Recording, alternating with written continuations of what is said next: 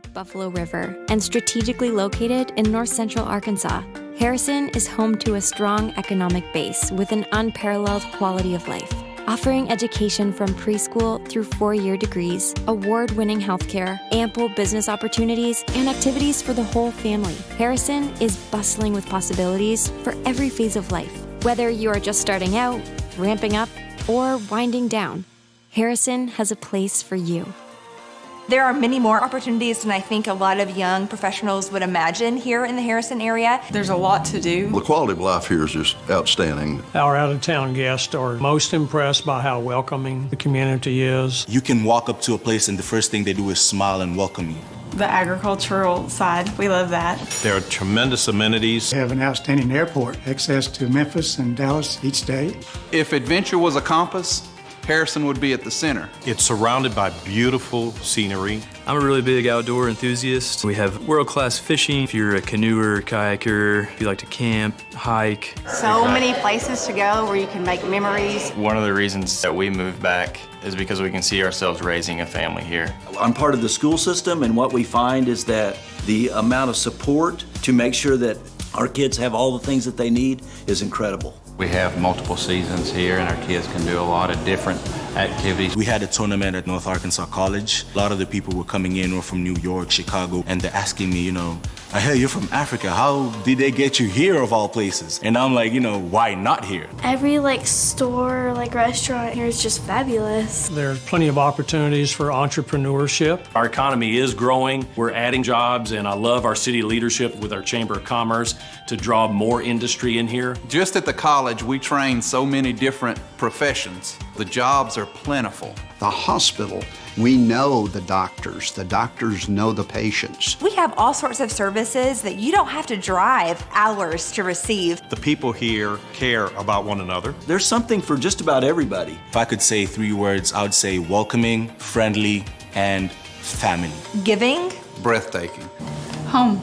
So if you're looking for a place to be surrounded by authentic hospitality, pure beauty, and you want the ultimate work-life balance, Welcome home. Welcome home. Welcome home. Welcome to Boone County. Karibu nyumbani. Welcome home. you belong in Harrison, Arkansas.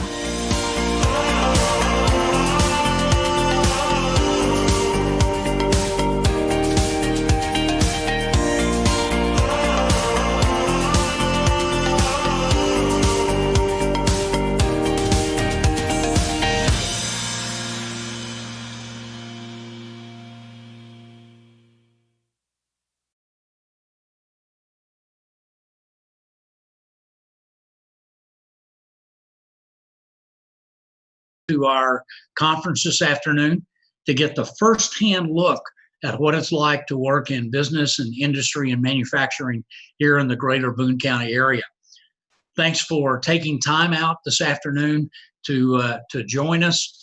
We think that you're going to get a lot out of this. And the most important thing is for the students, this is a chance to win cash. I can't emphasize that enough. You're going to learn a lot, but you also might walk away with some money in your pockets. On the screen, you'll see the agenda for this afternoon. We have presentations from FedEx Freight, WestRock, Lew Thompson Trucking, Wabash National, and Thorpe PME. I want to take the opportunity now to introduce Neil Both from FedEx Freight. Neil is the Vice President of Transportation at FedEx, a strong community supporter with the FedEx Freight headquarters here. Neil, welcome to you and the FedEx team. Give us everyone an overview of what you guys do here in the North Central Arkansas area. Well, good afternoon, Bob. Thank you. Appreciate the opportunity to participate in the event today. Joe Baldwin, who's our Senior Talent Acquisition Specialist, is also on the phone with us today. So as we get into the Q&A section of this, Joe's going to support me and help me make sure we can answer all the questions that everyone has. We wanted to start out with a video that's going to give a good overview, I think, of what FedEx Corporation does, kind of the scope and the span of what we do, as well as FedEx Freight, which is one of the larger subsidiaries of FedEx Corporation. But before we get into the video, there was just a couple of facts that I wanted to share with the group to kind of put in context a little bit about our company and our corporation. So FedEx Corporation operates in 220 countries and territories around the world, over 400,000 employees. FedEx Freight, which is primarily in North America, Canada, US, and Mexico primarily, is the largest LTL carrier in the country. We have roughly 45,000 employees. And at our general office here in Harrison, Arkansas, we have about 1,200 employees. And as Bob said, we consider ourselves to be a big part of the Harrison community. We have thrived in Harrison and certainly value the support of all the community leaders as well as the community in general. Just really glad to have the opportunity today to highlight what FedEx Freight does. So if we could start the video.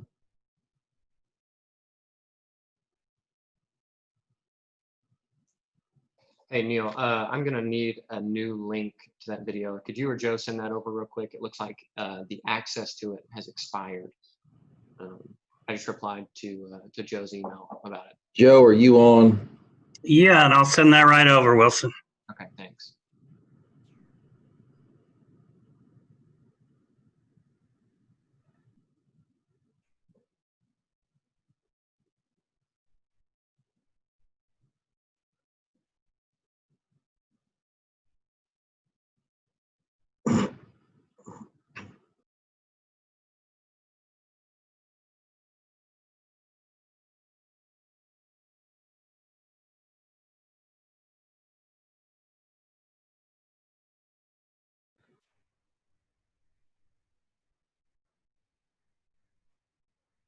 And maybe while we're waiting for Wilson to get that video and get that queued up, I just share maybe a couple of additional thoughts about FedEx Freight. I've been fortunate to be with the company for over 30 years, so I have a lot of time and experience with the company, and it's a very fast-paced environment. It's trucking and transportation, but it's very much technology-oriented. As we'll get into later, there are a lot of different opportunities from actually handling freight and driving a truck to HR and IT and many other different fields that a person can get into within FedEx Freight and FedEx Corporation. A lot of entry-level opportunities. Now, I went to school and started in an entry-level position with FedEx Freight, and it has provided me a tremendous amount of opportunity. So anybody who wants to learn and grow and have opportunity for advancement, it's a great corporation to work for.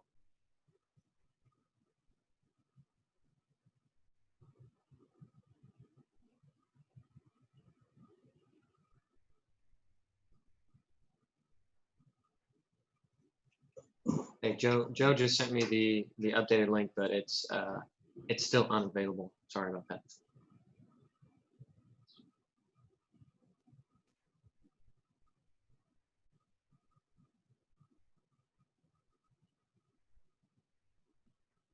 Joe, any suggestions?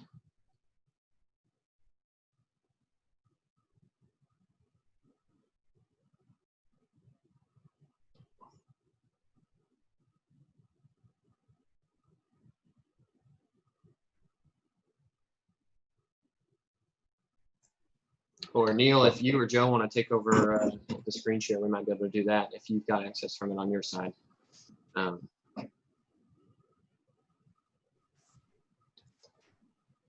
don't know if it has to come from corporate to have access. Yeah, I don't know. Joe, have you tried it on your screen at all?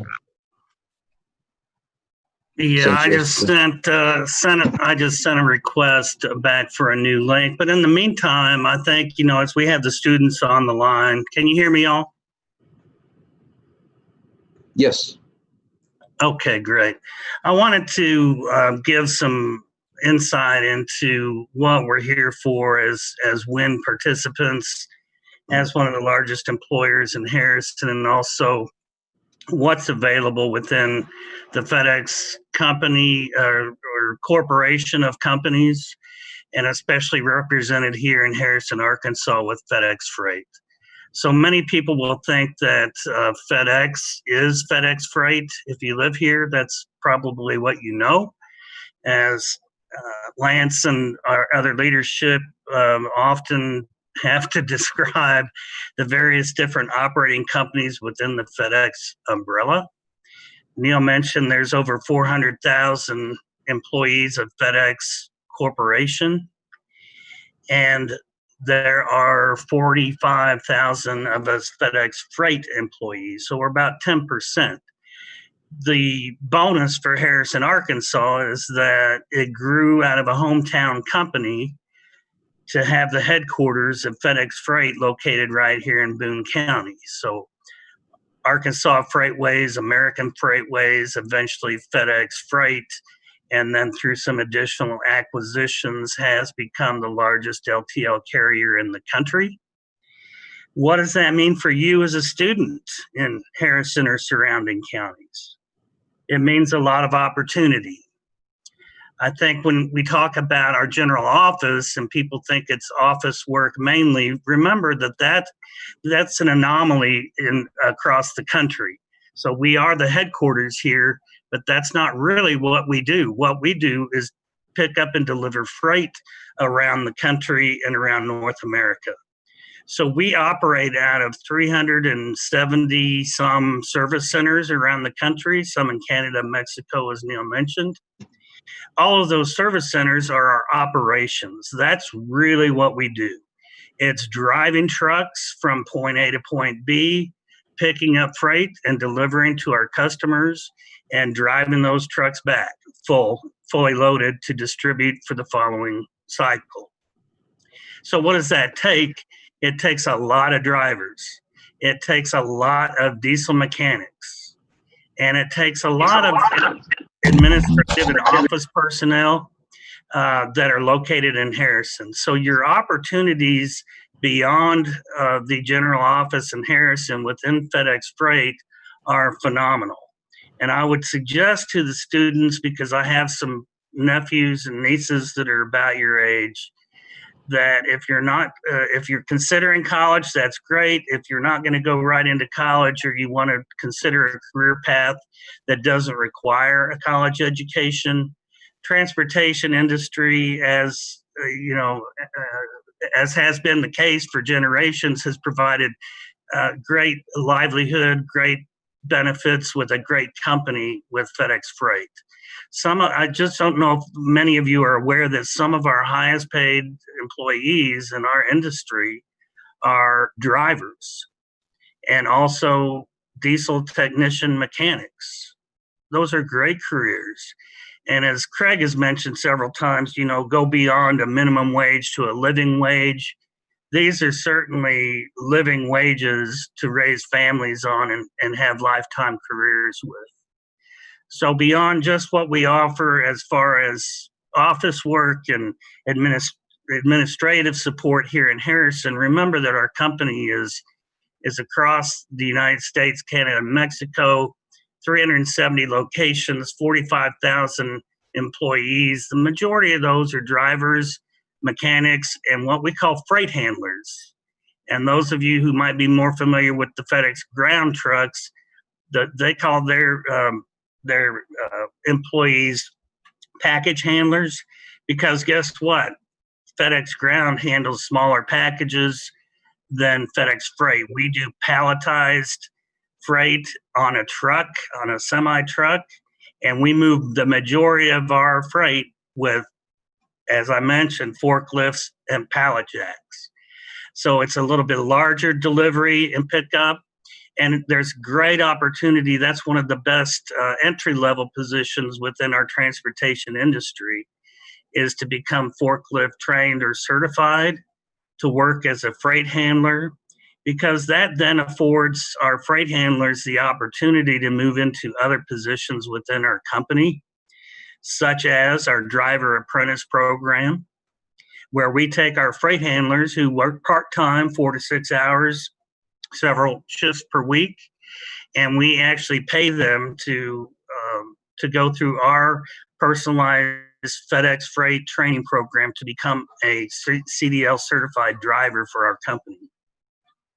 Another aspect I wanted to bring up, and then Neil, I'll turn it back to you so I can communicate with Memphis, is that just interesting fact to me that I was researching recently, that over a quarter of our FedEx Freight drivers started as what we used to call dock workers, now freight handlers. In other words, they're driving the forklifts, they're loading and unloading the trucks at those 360 different service centers.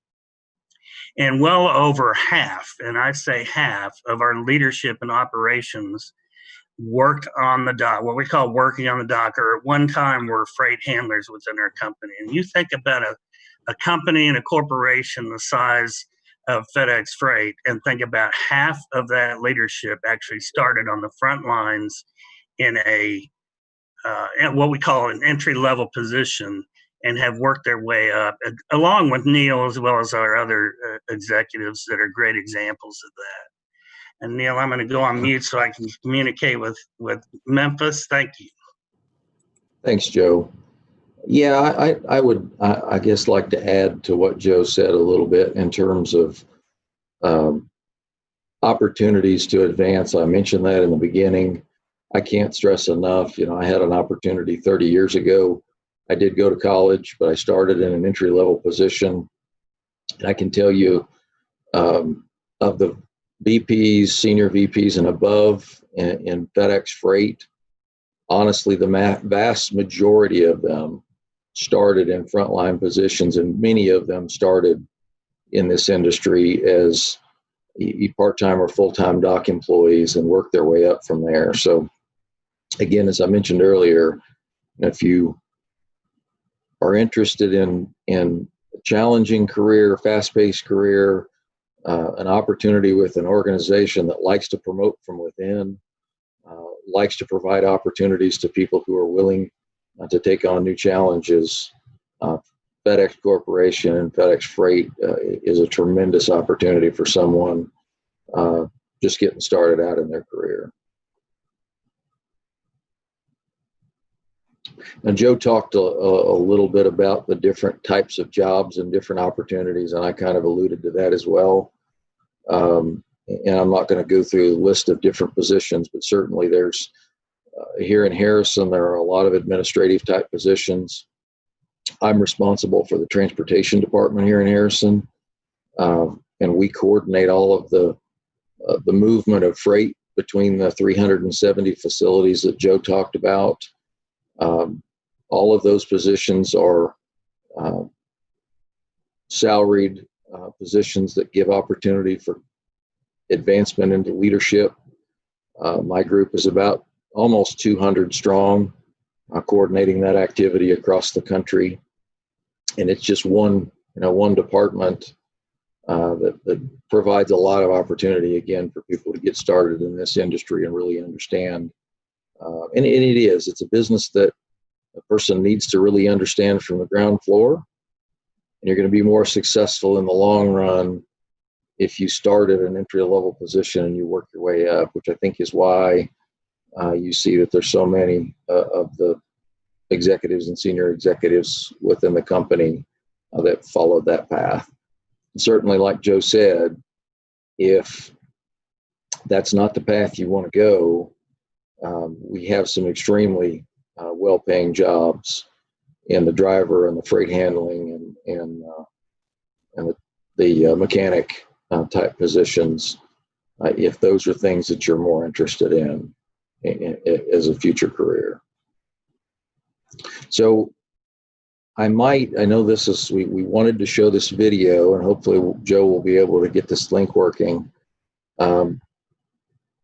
We had there's a lot of content on there that I think will really help the group if we can get the video to play. But are there any questions maybe that I could take in the meantime while Joe's trying to work on that?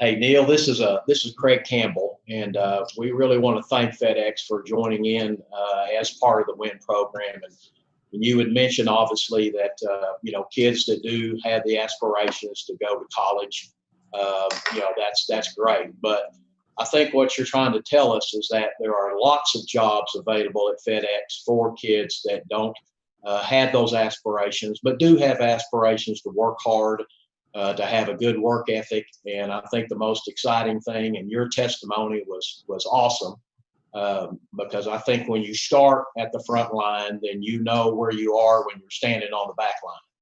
So if you could tell us a little bit more about some of those opportunities that all these students that are listening today, and kind of how they would maybe access the information from FedEx and how they can maybe apply and those sort of aspects. Yeah, Craig, thank you. And absolutely. So I guess a couple things. I'll start with saying that FedEx.com is the place to go access any jobs for FedEx as a whole, and FedEx Freight positions could be accessed there as well. I'll start with, Joe talked a lot about the field positions, so I'll start there. There are some of those jobs that require some specialized education, but in most cases we have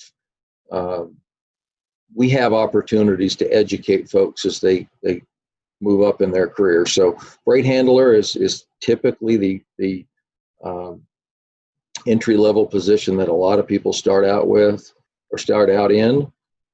So that an individual as a freight handler would work on one of our freight docks around the country. We have several that are close to here. We've got a small facility here in Harrison, or a smaller one. We've got a big hub in Springfield. We've got a nice sized facility over in Lowell. We've got a big hub operation in Little Rock as well. So a lot of jobs between those locations in this vicinity. But a person would start out checking and handling freight, essentially taking freight off of one trailer and moving it across the dock and putting it on another trailer, using the tools and forklifts and what have you, and technology that we have to route freight, as Joe talked about. And then if a person wanted to advance further and move into like a driving position or a tech position to work on equipment, we have programs for people to do that. So if you're working on the dock and you wanted to advance into a driving position, we have a driver apprentice program that would allow someone to essentially get paid to go through a driver program that you would typically pay thousands of dollars to get that education. And you can work for FedEx, get paid by the hour, learn to drive, and move into a driving position. We're developing a similar process for freight technicians as well, that would allow someone to learn how to work on trailers and trucks and follow that career path also. And again, Joe mentioned this, but there's 370 different locations around the country, so lots of opportunity for those positions. Here in Harrison specifically, there's administrative support, like things like claims that we deal with customers, the equipment that we maintain. We have positions here in Harrison that help support that activity. Facility maintenance. Again, we have a big facility here, but we also have 370 facilities that we maintain. All of that activity is coordinated from here. Our security department, our human resources department. Within the building, there are jobs like housekeeping, imaging, where we image documents, safety. Our safety department is here in Harrison, so many jobs related to the regulations and requirements that our drivers and our freight handlers have to follow when they're out there doing their work. Those jobs are here in Harrison. Many of those entry-level jobs in those positions do not require a college degree. Some of them do require some previous experience, a year or two of prior experience in and similar activities. So those are just some of the opportunities that we have across the company and specifically here in Harrison. And if I could, this is Joe, I'll tag in. The opportunities at within the administrative offices for students soon to graduate or graduates do require, as Neil mentioned, some do require a certain level of experience, a year, 2 years, sometimes in an office environment. But the way you prepare yourself for that is learning Microsoft Office Suite. That's what we utilize mainly. We use that now and in the future. So we do Teams, we do obviously the basics, Excel and PowerPoint and Access that your instructors mentioned this morning to prepare yourself for office positions, because you really do have to have that technical knowledge in order to communicate in today's world. The majority of our entry-level positions here do require some Microsoft Office knowledge and experience, as well as perhaps a year or two in an office environment. So in order, again, to prepare yourself, I would definitely concentrate on the Microsoft skills, as well as, just getting your feet wet in some office environments so that you're prepared for the entry-level positions here at FedEx Freight. I know many of you, I talk to high school and college students every week, and I know many of you, especially in this area, have friends, family, parents, aunts, uncles, brothers, and sisters who work at FedEx in Harrison.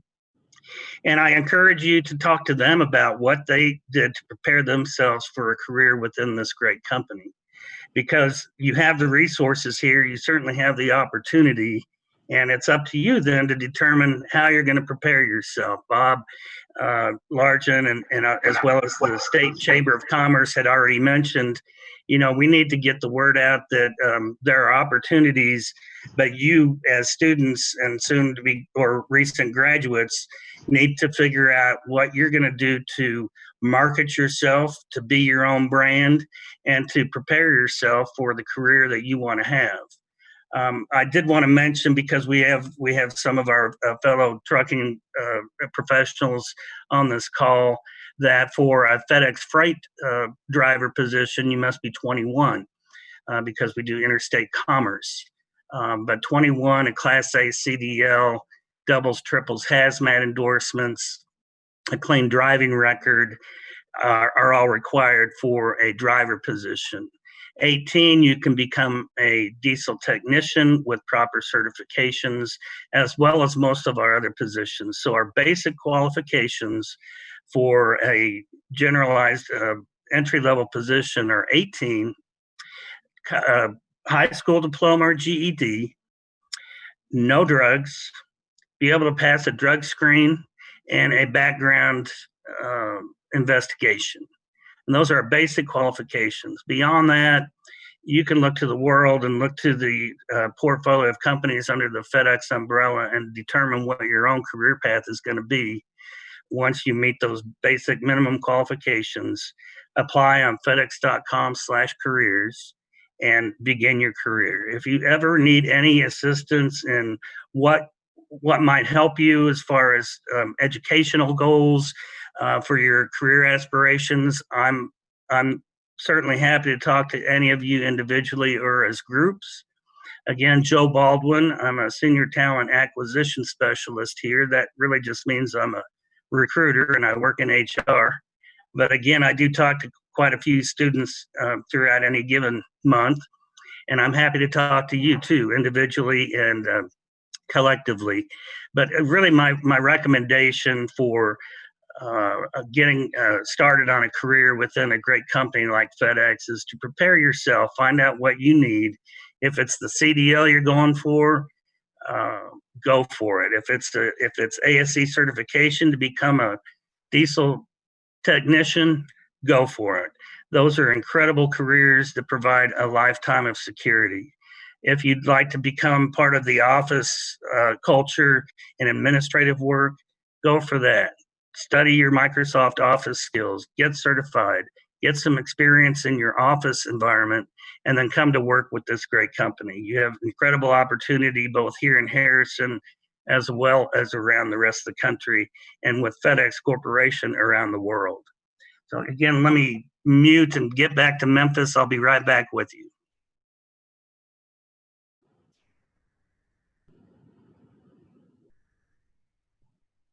Wilson, are we still okay on time? And again, apologies for the technical difficulties on the link. Yeah, Neil, we're on time here. If we do not get the link here in the next couple of seconds, when we do receive it, and Wilson verifies it's on, we'll go ahead and play it then. But in the meantime, let me ask if there are any questions from our participants for the FedEx team.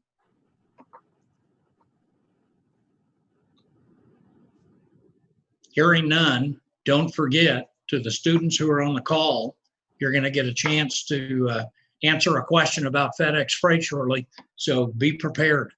Neil, Joe, thank you very much. We appreciate this, and again, when we get the link back up, we'll finish with one of the other businesses, and then we'll play that FedEx video because I know how good it is. So thanks to both of you, and let's jump now to another one of our folks on Industrial Park Road. That's WestRock. Jimmy Lewitt. Thank you. Thanks, Neil. Go ahead, Jimmy. Okay, Jimmy Lewitt, who is the site manager, the general manager of the WestRock folding carton plant here in Harrison. Jimmy, you're on the call. We'd love to have you talk to the participants today about WestRock and the great work you guys do here in Harrison.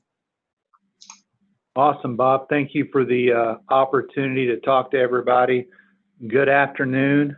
So, Bob, did you have a slide deck to pull up for the WestRock? Yeah, we got it here, Jimmy. All right, awesome. Because I just want to kind of talk through that, tell the group a little bit about WestRock and what we do. Like FedEx, we have some great opportunities for folks in our local area, but WestRock's a worldwide worldwide company. We have site locations all over the world with a lot of opportunities. A few folks have started off here in Harrison, quite a few folks, and they've worked in different areas across the United States. So huge opportunities. Again, like Joe was saying, it depends on what you want to get into. There are a lot of opportunities here. And I'll give it a second to pull up here on my screen. Can you guys hear me okay? Yes, Jimmy, we can. Okay, great. I was having some technical difficulties with the computer. So just some facts about WestRock as we're waiting for the presentation to pull up. We have, and I hope the presentation doesn't say something different, but we have like 375 different locations across the world, 50,000 plus employees that work with WestRock companies. At the Harrison facility, we have about 225 employees that work here at our facility. Our facility here in Harrison was founded in 1969. It's about 135 square foot facility. It does have air conditioning and heat, so we have added a lot of stuff to the facility since 1969 to make it a great work environment. It's well lit, and we do some pretty technical stuff. So our location, it works. We're kind of the specialty locations. Like I said, there's 375 different locations across the world. There's probably 80 different facilities that do similar work to us. Within the United States, there's 30 different facilities that make folding cartons.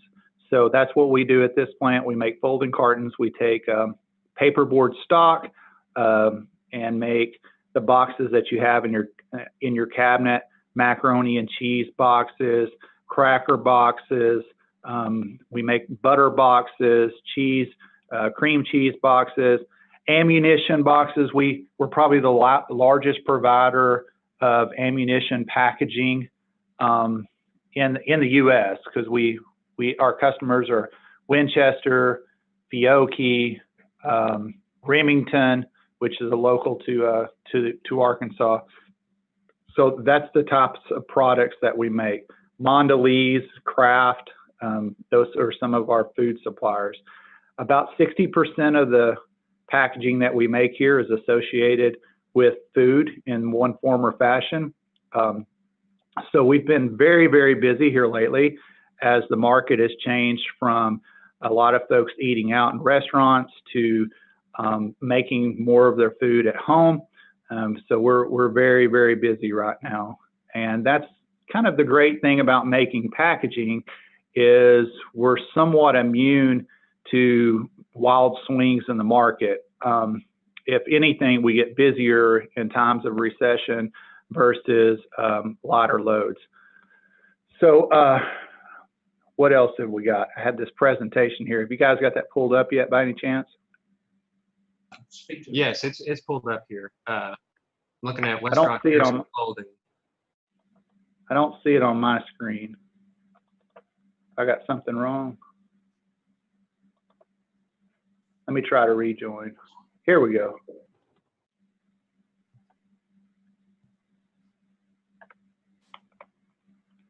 Okay, can you get back to the first slide? Yeah. What do you want here? This is the first slide. All right, very good. Now you can go to the next slide now. And the next one. That's just a picture of the front of our office there. Okay, great. So we are a $19 billion sales total in WestRock. And like I was stating, we have a lot of different facilities that do a lot of stuff. We make all of our own paper that we produce the packaging here for.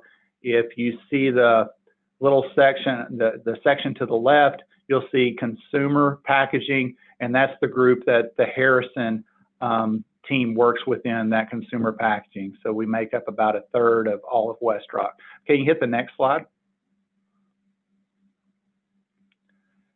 Those are the locations across the world that WestRock operates in. You can see the majority of them are within North America. That's the biggest dot on the map. Okay, you can go to the next one. Okay. So again, we were established in 1969. I think the only thing that I didn't cover is that we've grown a lot over the years. When this slide was created, we were an $80 million sales. That was last year. This year, we're on track for $84 million in sales. So we're very much a growing company. When I first started here 5 years ago, we had about 180 employees, and today we have 225 employees. Okay, you can hit the next one. Okay, we have just some of our equipment in the video that we're going to show a little bit later, steps you through the equipment, but just a brief overview. We have sheeters that chop the rolls of board up and puts it into sheets. We have printers that take those sheets and add the print to them. The printing is a very technical position. We have cutters that chop the printed sheets up and actually makes them into flat carton blanks. We have a web printer that kind of does that whole process of sheeting, printing, and cutting all within one step. So that's a pretty technical process. And then at the very end of the process, we have 6 different gluers, which fold the cartons and glue them up. Okay, so the next one.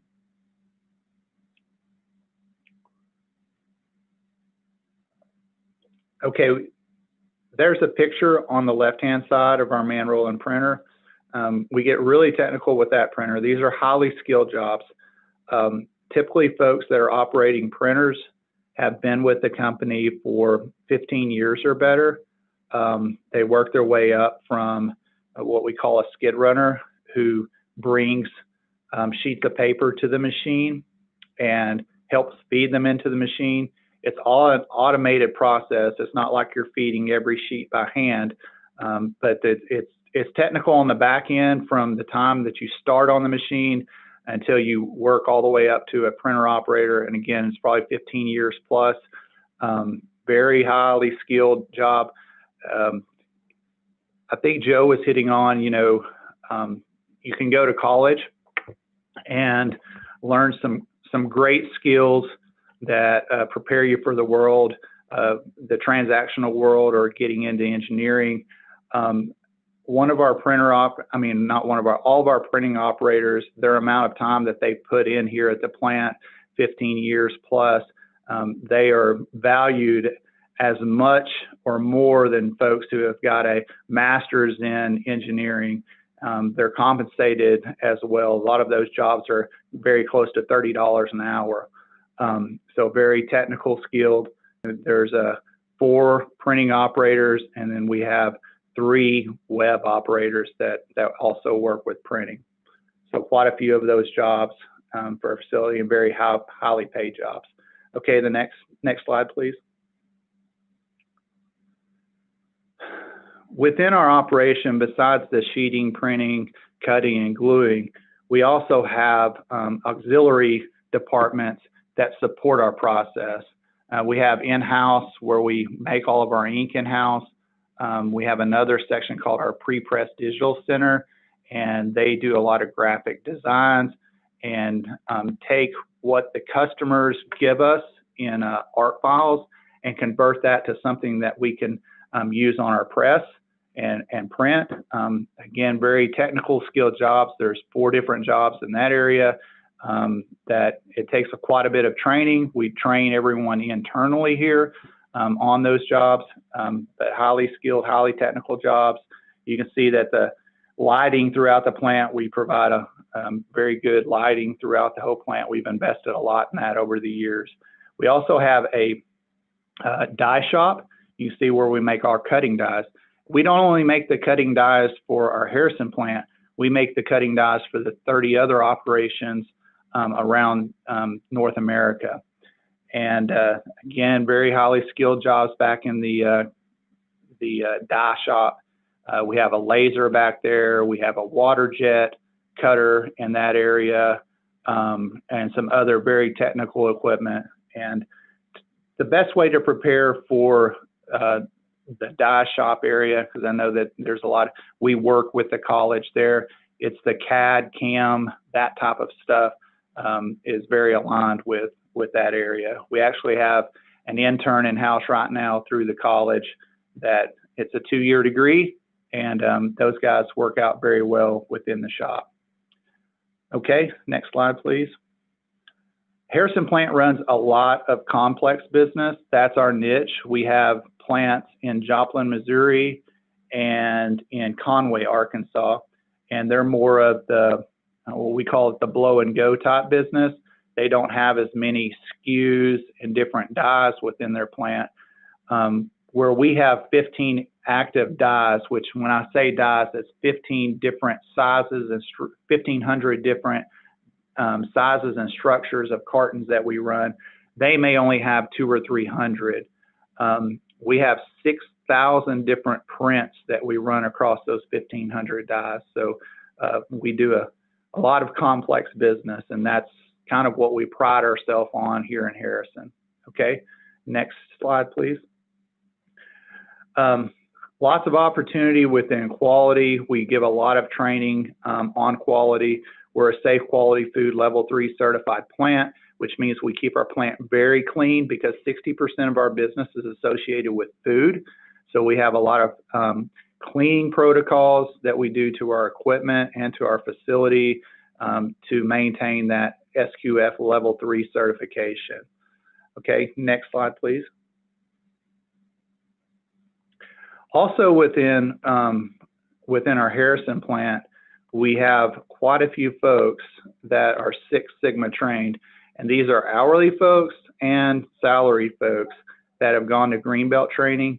It's a 2-week training session in Atlanta, Georgia, or Virginia, And so we invest quite a bit in these folks, and we open the door to anyone that wants to get certified to attend that training, but it's definitely something that folks have actually taken here, received certification, and went on to other careers within WestRock or even outside of WestRock. It's a very good program. So we have 12 of those folks and 1 master black belt within our plant. And we do a lot for our customers and internally also with Six Sigma and the projects that are associated with that. Next slide, please. We have a compass that we follow within WestRock. Our vision is to create a culture of 100% actively engaged people who produce extraordinary results.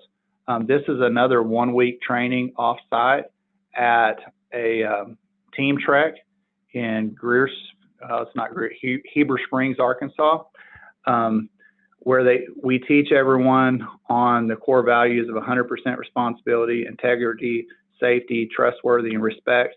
It is a requirement for employment here at Harrison. It's a great program. A lot of folks have said that it's life-changing to go through that 1-week program.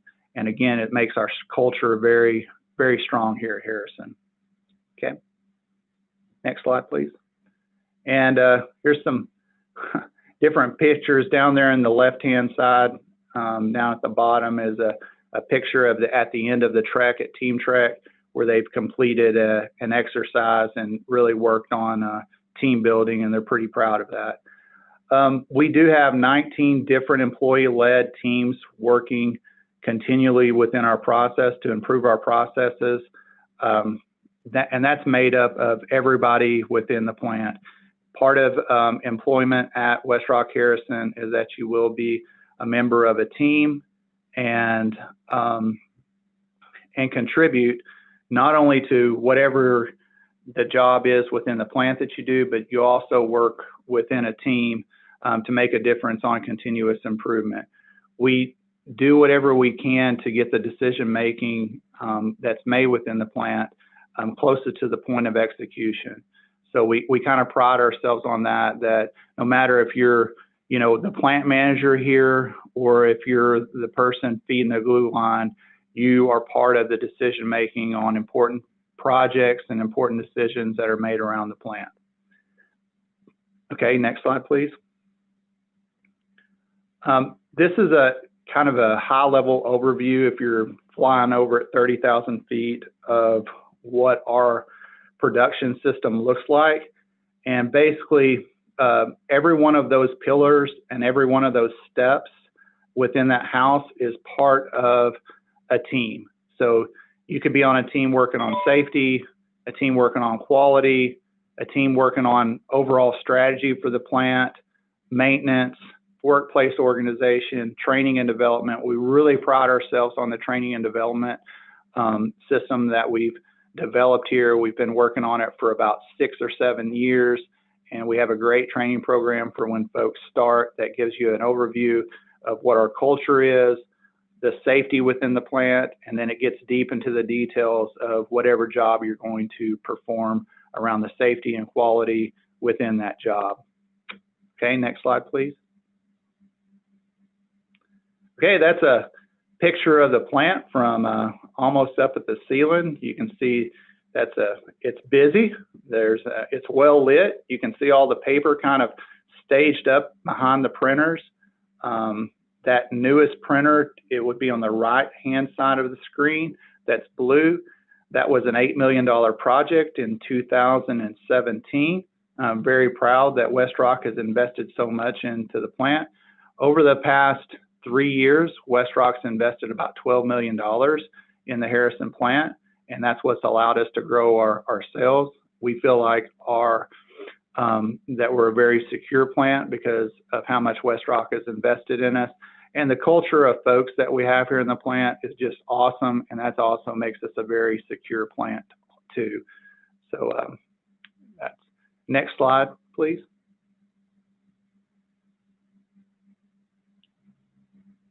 Okay, This is a video. Hopefully it'll run, and I'll walk you through the process. Okay, so this is our sheeter. It's taking a roll of paper and chopping it up into sheets. So you can see there's a roll stand with a roll of paper on it. And is it going to run for us? Okay, very good. These rolls of paper weigh anywhere from 3,000 to 8,000 pounds. This machine chops it up into sheets, so you can see the sheets delivering off the machine, running down the table.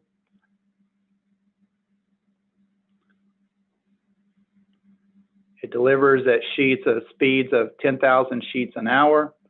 This is one of our team members here doing the quality checks, extensive quality checks at every step in the process to make sure that our sheets are square and flat. And there's a pallet of sheets coming off of the sheeter. Nice straight stack of paper there. After this process, we'll take it to the printers.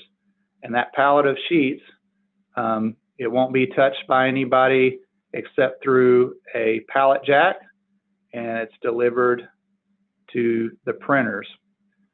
And this is at the printer now. We aerate the loads, and it's all by automation that the pallet is aerated and then sent through our printing process. No one has to touch that paper. There's an ink fountain, and here comes your sheets out the end of the printer. Lots of quality checks done on our printed sheets. Our customers expect very high quality. He's scanning for color right there. You can see where it falls on the spectrum of LAB. This is our web process. This is a process that kind of sheets, prints, and cuts all within one process. You can see that a roll of paper goes in one end and cartons come out the other. This particular one is pretty flat blanks, nothing real special about that, but you can see the blanks are delivered in stacks at our stacker table, and then people take those blanks out the end of the stacker table and push them over to be palletized. We have air tables on there, so it makes everything very easy to move. Takes very little force to exert to palletize that product. Most of our processes are touch a button and send it to the next process.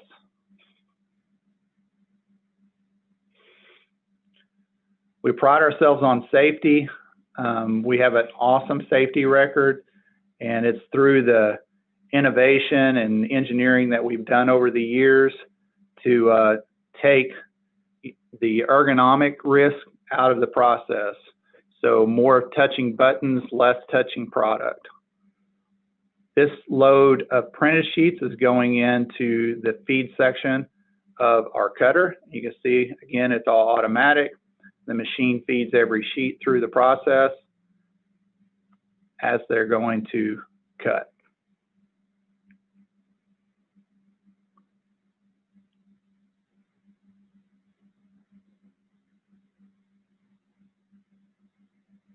See the sheets running down the part. There's some Krispy Kreme cartons, some donut cartons there.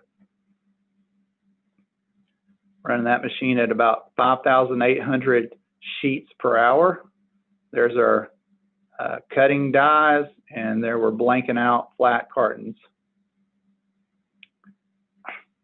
This team member's checking for quality, making sure that everything's folding up correctly, that we don't have any busted scores or holes in the carton that we don't want. And it'll be ready for the next process once he's done his quality checks. All right, this is our last step in the process. On that same carton, we're putting windows on it. This is another machine. These cartons run through these machines at about 100,000 cartons an hour. That's very quick. Again, all automated. That's mainly what our folks do at the back of the process, is do quality checks, this employee is making sure that the window film is intact and everything is glued properly. For safe quality foods, he's handling food products. So you can see that he has a beard net on, and that's required for when you're handling food product. Again, automated process from the back of the gluer to the palletizer. A robot carries them, automatic stretch wrappers. The less touches, the safer that we are throughout the plant. And that's the end of the process.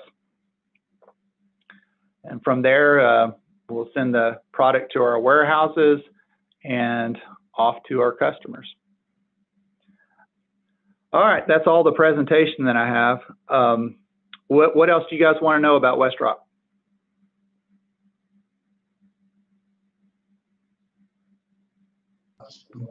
Yeah. Hey, Jimmy, this is Dave in Harrison at the Chamber office with Craig and Bob, Craig, Bob, and Wilson. This is Dave Morton. And great presentation, Jimmy. Thank you. That's just incredible what WestRock has grown into since 1969 here in Harrison, which I was just a mere child back then. But it is awesome what you've done. I do have a couple questions on like basic requirements for employment, and then maybe what's the average age of your employees? Okay, basic requirements is high school diploma or GED. A lot of our folks have started that way. Our plant manager from Bruno Payette, he's worked his way through the process, and he's our plant manager. And he does not have a college degree, but he's worked his way through the process. He's been with WestRock for 29 years. It's a lot of experience there. If you want to fast track it for like account managers, customer service folks, we do require a college degree. Not all of them have it. Some folks we hire from internally if we think that they have the skills and they've proven themselves through maybe going through a Six Sigma program and have really showed up, we'll give them the opportunity at that job. Right now we have 9 customer service folks, and 3 of them are from the floor internally that we promoted from within. So I guess to answer your question, there's different ways. College degrees do help on the office side, but not necessarily required.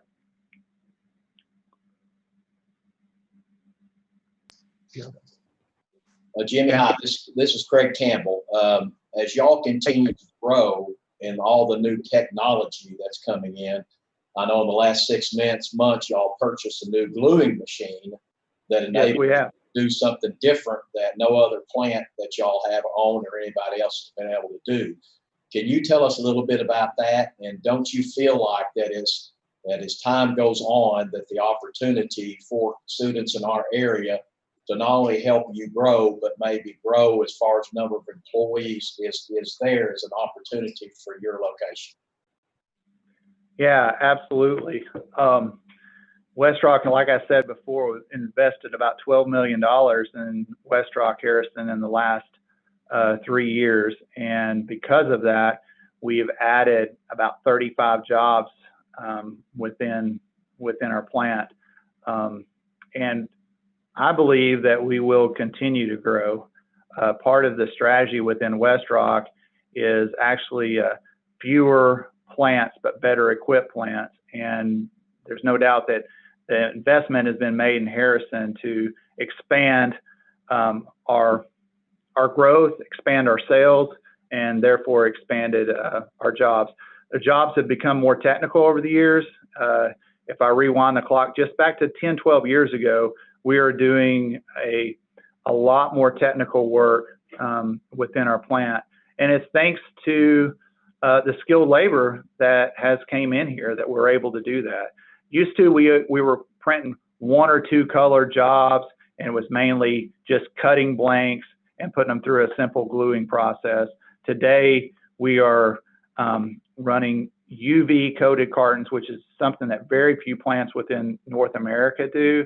And we put window film on it. We put tape and string on our cartons. we glue styles of cartons here that no one else within, probably the immediate area, go all the way from, say, Alabama to California. We're one of the few plants that can do that type of business. So again, it takes technically skilled folks to do that, and we really value the technical skills that people come into our plant with. I don't know if I totally answered your question, so you can circle back if I didn't. No, you did. That was perfect. So the opportunity for WestRock to expand in Harrison is certainly there, but obviously only with skilled employees. Yeah, we have to have the skilled employees. Yes.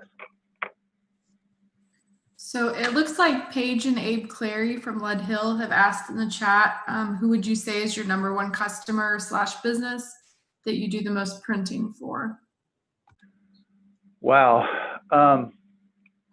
We have about 125 different customers.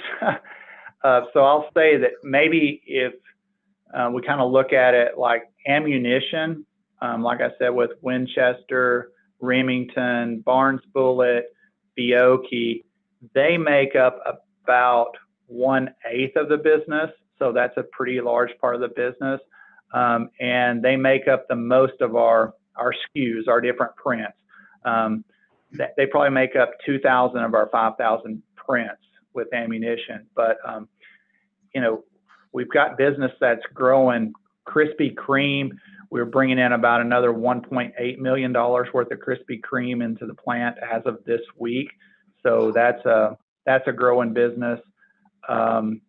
Casey's General Stores, we produce all of their donut boxes and pizza slice boxes or pizza slice trays, as well as their flatbed trays. So Casey's is also a big customer for us. Mondelez, that's the Belvita type cracker cookies. We run most of that business within this plant. So it's kind of hard to say with 125 different locations, different customers. They're all very important to us.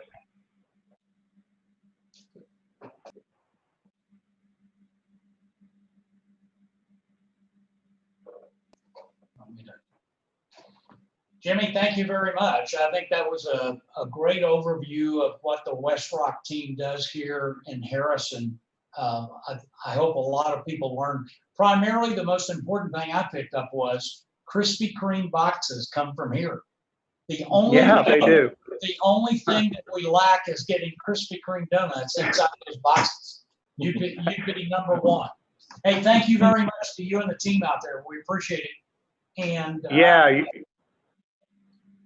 You're very welcome. And one more thing I'll say, just if folks kind of wonder about, our base starting is a little north of $14 an hour. And like I said, it goes all the way up to over $30 an hour with technical skills. So we provide very good compensation. And a lot of times folks will say, wow, I've been to school for 4 years and you guys are starting off at the floor at about the same rate. So we definitely can help people with a long-term career if it's what they want to do, if they're interested in packaging, paper and packaging. So thank you guys very much.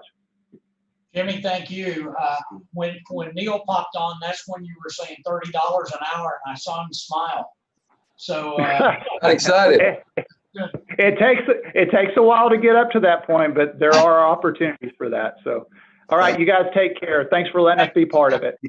Thanks, Jimmy. All right, we've got the FedEx video back. Neil, you want to do a quick introduction of it, and we'll be ready to go? Yeah, no, I think we're ready to go. Again, like I said in the very, very beginning, it just gives a good overview of the corporation and gives you a feel for our company and our culture.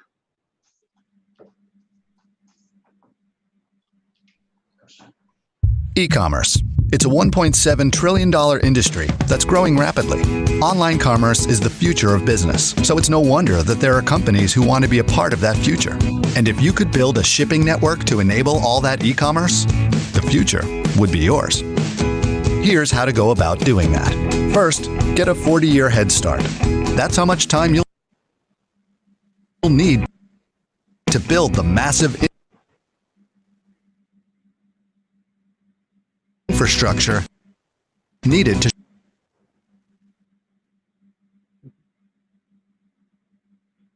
ship globally.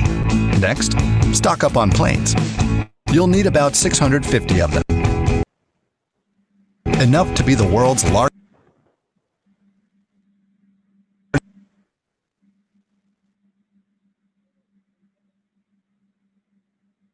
cargo airline. You'll need a team of people, about 400,000 of them, but not just any people. Dedicated team members who have all kinds of special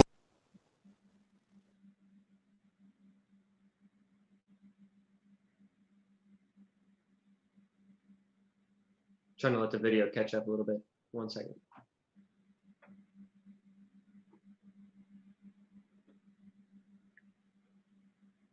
knowledge, from logistics to weather forecasting to how to navigate the back streets of Prague.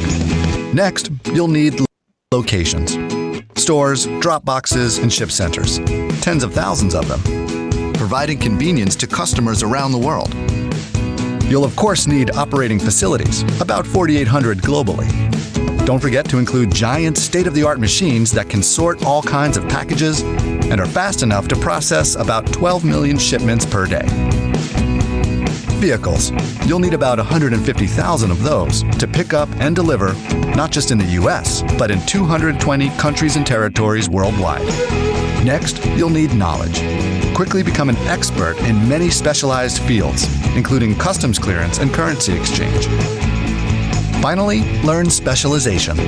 Form a variety of independent operating companies so that you have enough specialties to help solve all kinds of e-commerce challenges. A ground service big enough to deliver up to 8 million packages a day in the US and Canada. A freight company that is able to serve your fast cycle and deferred freight needs in one single network within North America. An express service that provides time-sensitive service through 375 airports worldwide. This is what it took to build FedEx into what we are today.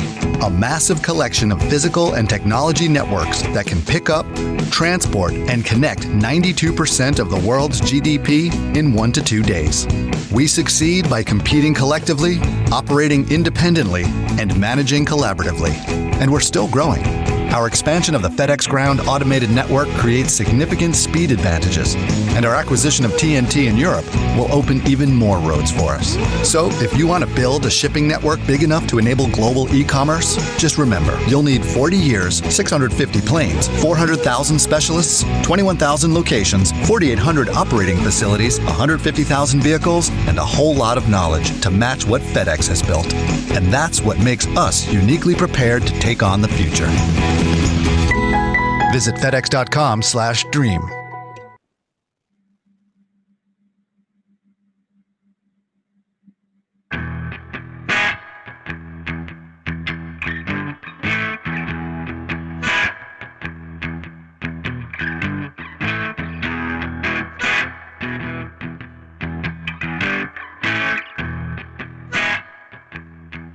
My name is Sherry Gamble, and I work at the Charlotte, North Carolina Service Center. Hi, my name is Olivia Batts. I am domiciled in Memphis, Tennessee.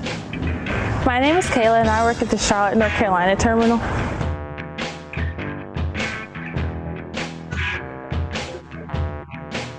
My proudest moment at FedEx Freight is watching people that I hired, that was at one time my direct reports, move into other positions and leadership positions.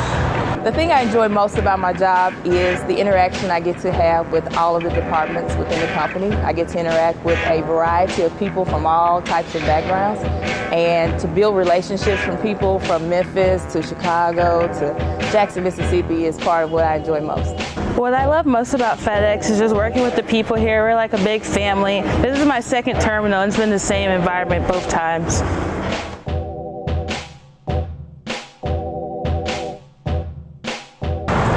I feel that FedEx Freight support and uplift women by promoting from within and allowing them to grow and become leaders, managers, directors of the company. I think FedEx supports women in the trucking industry in a variety of ways. We have a lot of resources available to us, tuition reimbursement, a lot of FLC education, and we have the same opportunities as anyone else within the industry. My proudest moment here is just learning everything and fitting in, and even when I was new, they still made me like a family member.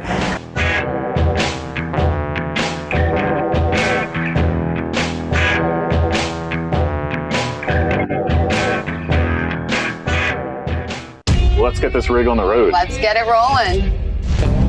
Good morning, everybody. Hello, friendly drivers.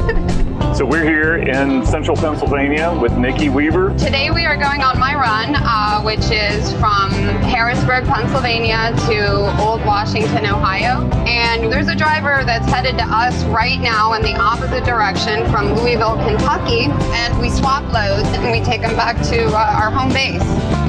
576 miles in a day. It's a long day. What interested you in driving in the first place? I've always loved to drive. I've always loved the freedom of getting behind the wheel and driving down the road. You know, a lot more women are getting into the industry. When I got in myself, it was, I think, just over 2%. Today, I hear we're over 10%. So it's grown a lot. It is a workout. We're working with a lot of heavy equipment, you know, and there is danger in that, but it's important to, you know, I always outsmart the equipment and use things in the way that they're designed to be used. Sun's out, guns out. Sun's out, guns out. So give me some of that CB vernacular. If you hear somebody say there's a gator on the zipper, that's actually a blown tire. The zipper is a dotted white line, yeah. Eastbound, keep an eye out. You got a big old gator there in the hammer lane. Oh, there's a Smoky. Yeah, he's got himself a captured. A capture? Yeah, or a customer. Tell me a little bit about safety. So as a professional driver, the safety of the motoring public is my responsibility. So I'm not just looking out for myself, I'm trying to look out for everyone around me all the time. So we get over here to the meet point in Ohio, and I just get out with my tractor and get under the other set, and my meet driver does the same for this set. Hi, Shamrock. How you doing? How you doing, Nikki? Good. I hope you have a good ride. You too. Be safe. It's definitely a great setup because I have the opportunity to get home every night, which is somewhat unique in trucking. So we did the trailer swap. I've got snacks. You've got nothing. Let's roll. Wood smoke, sundown, memories on the wind. I love a road trip. You better. Yeah. You put a lot of miles in. We've got like 11 hours of this. Hello, West Virginia. Wild and wonderful. We do this every day, 5 days a week. When the sun's going down. So it's getting pretty dark out. Are we there yet? Wood smoke, memories. Not even close. When the sun's going down.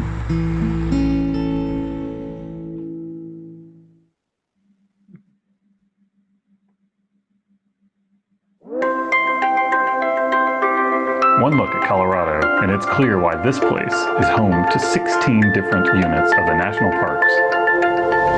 But Colorado is not simply just a few mountain peaks and scenic views. The mile-high city of Denver is a busy engine of international commerce.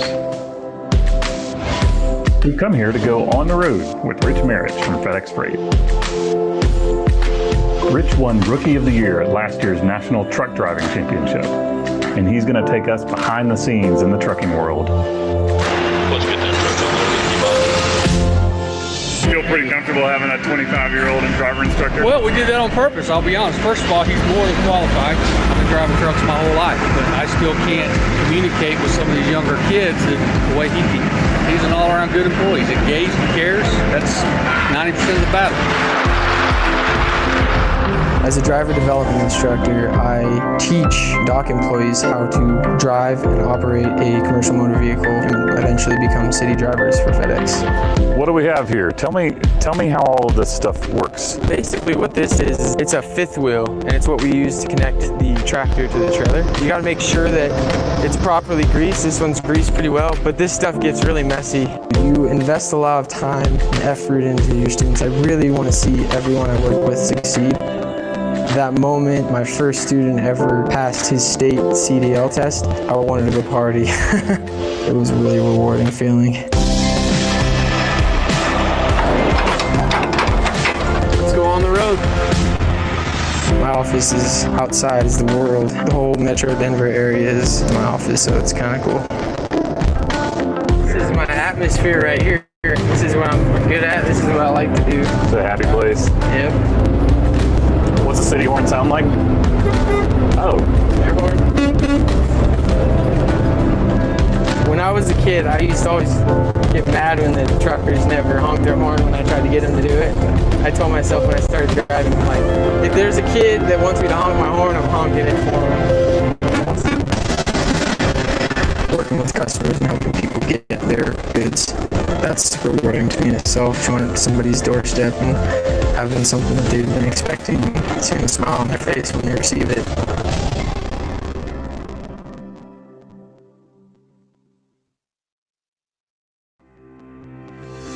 At FedEx Freight, our freight handlers are the heart and soul of the operation.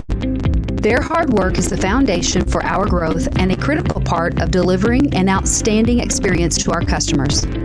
We use the latest technology to safely and efficiently move millions of pounds of freight through our network each day. FedEx Freight facilities vary by size and location and can have multiple shifts operating daily. Freight handlers load, unload, and sort freight by continuously lifting, pushing, carrying, and placing shipments in a safe and efficient manner. While a typical shift is approximately 2 to 4 hours, freight handlers are not guaranteed to work a certain number of hours. Lengths of shifts may vary based on freight volume and operational needs. It's a really good job to move up, and the company is extremely easy to move up in if you're willing to put in the work. In order to meet the needs of our customers, the freight handler job is fast-paced and physical, involving handling freight of approximately 100 pounds. The work environment is often loud and may be hot or cold, depending on the local climate and the time of year. Well, working in Memphis, it gets very hot on our docks. It's very humid on our docks. And you go in and out of these trailers, they're hotter in the trailers than it is on the dock. You just have to learn how to stay hydrated and keep wet towels around your neck, whatever you can do to help keep some moisture in yourself. Day in and day out, our freight handlers ensure that FedEx Freight continues to deliver freight to its customers on time and with care. So I started out as a part-time dock worker in Denver, Colorado, and then got promoted to leadership as a supervisor. And then from that point on, just kept moving up. Been through 5 states, 7 different service centers. Your journey, your benefits, your future. It could all start here. At FedEx Freight, freight handlers approach work with passion and teamwork. Professional growth opportunities abound in our promote from within environment. In fact, many of our managers and leaders started as FedEx Freight handlers. Freight handlers may be eligible for benefits such as medical, dental, vision, and tuition assistance. Exclusive company discounts such as cell phone provider discounts are also available. At FedEx Freight, we are proud of our people-first culture. Whether you are looking to begin your career, a student looking for part-time work, or someone looking to supplement your primary income, we invite you to explore all of your options at FedEx Freight. Go to fedex.com/careers and apply now.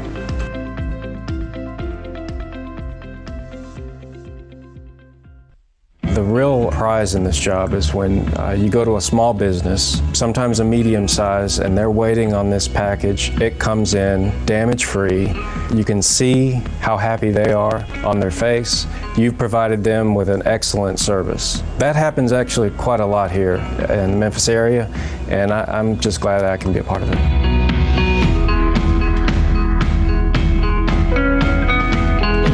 My name is David. I work at FedEx Freight. I pick up and deliver freight to service our customers so that they can build their business.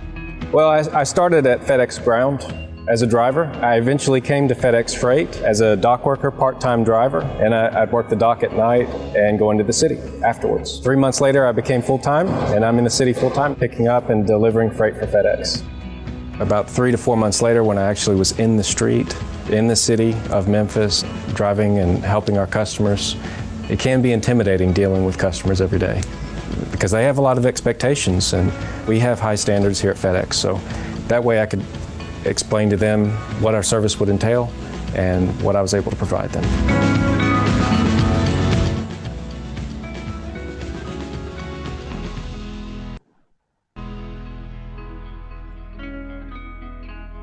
The education team here have been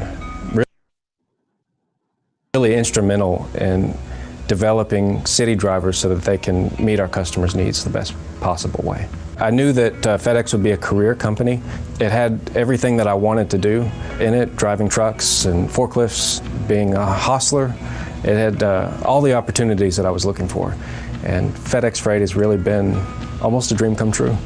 My life is great. I'm working a good shift, and I just had my first baby last year. With all the other things that I have, I started a family. I feel like FedEx is part of that family.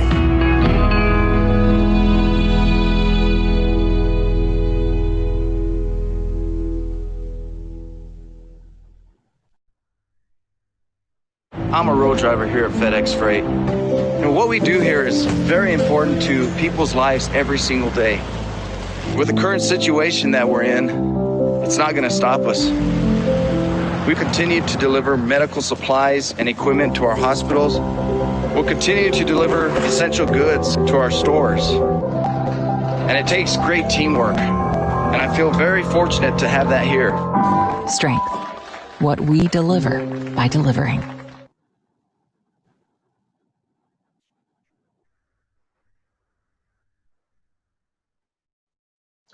Well, thank you all for being flexible and giving us an opportunity to show that video. I think it does a lot better job describing our company than I was able to do.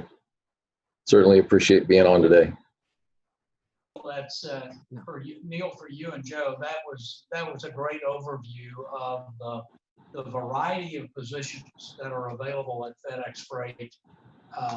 I know that Emily's taken some notes. I know some of the other counselors were taking notes on the type of certifications and job requirements that are there. So thank you guys very, very much. And here's the FedEx double-page spread in the WIN catalog. We appreciate it very much. Thanks so much. Okay. Thank you again. All right. Thanks, Neil. Next up, we have somebody that's also in the trucking business, but a different variety of trucking business. We've got Lew Thompson Trucking. Lew Thompson is a Huntsville native. His son Josh is the president and CEO of the company today. And representing Lew Thompson, thank goodness it's not Lew or Josh, we have Chastity Reeves. She's the HR manager for Lew Thompson & Son. So Chastity, over to you. Thank you, Bob, and thanks for having us today. The video that I put together for everybody kind of touches more on the requirements needed to become a CDL driver or to become a diesel mechanic, which is two of the biggest positions that we have difficulty filling. So I'll just turn it over to Wilson if you want to play the video.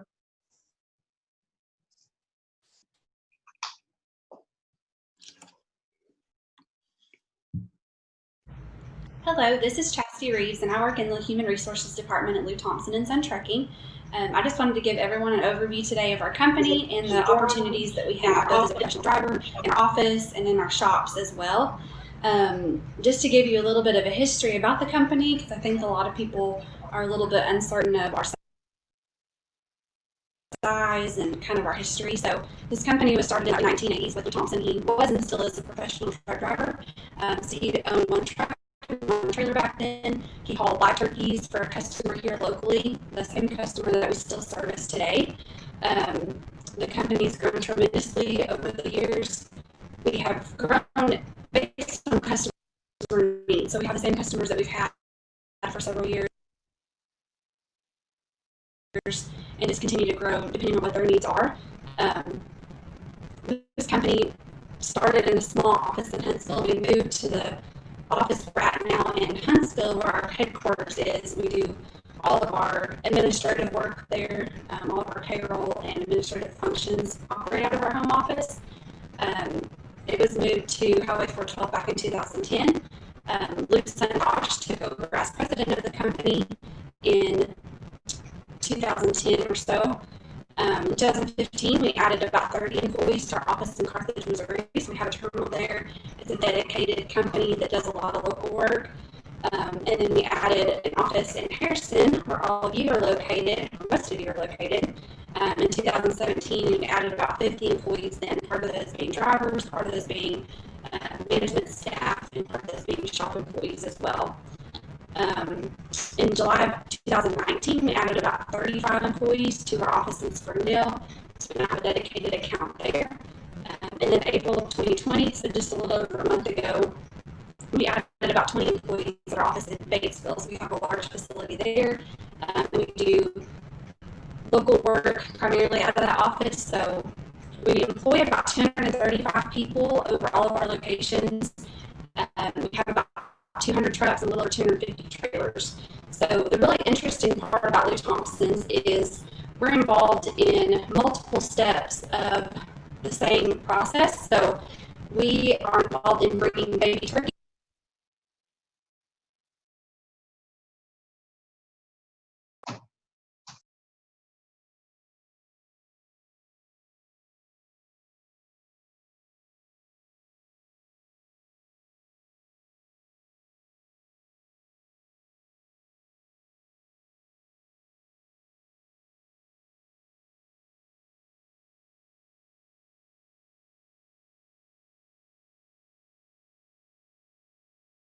coded as.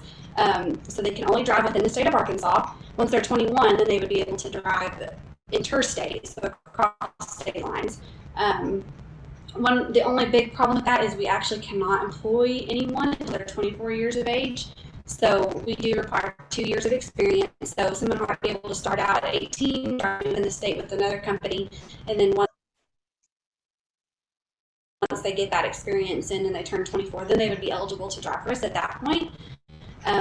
Some things just to kind of know about how you get your CDL. So you do have to complete a training program to be able to get your CDL. In most cases, the companies would like to see that on your history. So there are opportunities to be kind of sponsored by large carriers who offer training programs internally. So they might put you through their own driving school, but then you are subject to a contract in most cases. So you would have to drive for them for 1 or 2 years, depending on the contract length, to be able to pay back that kind of scholarship that they've allowed you to complete their training for free. So it does save you that additional money, but you are restricted to driving for them for a period of time without having to pay that money back. So it's something to keep in mind. So as long as you're willing to be tied down to that, then it's definitely a good option. Some other local driving programs which NAC and Harrison offers a driving program. There are local places like that offer it as well, so you would just have to pay the full amount, the tuition on that. Programs usually range from about 6 to 8 weeks long. It just depends on which one you're doing, but just on an average basis.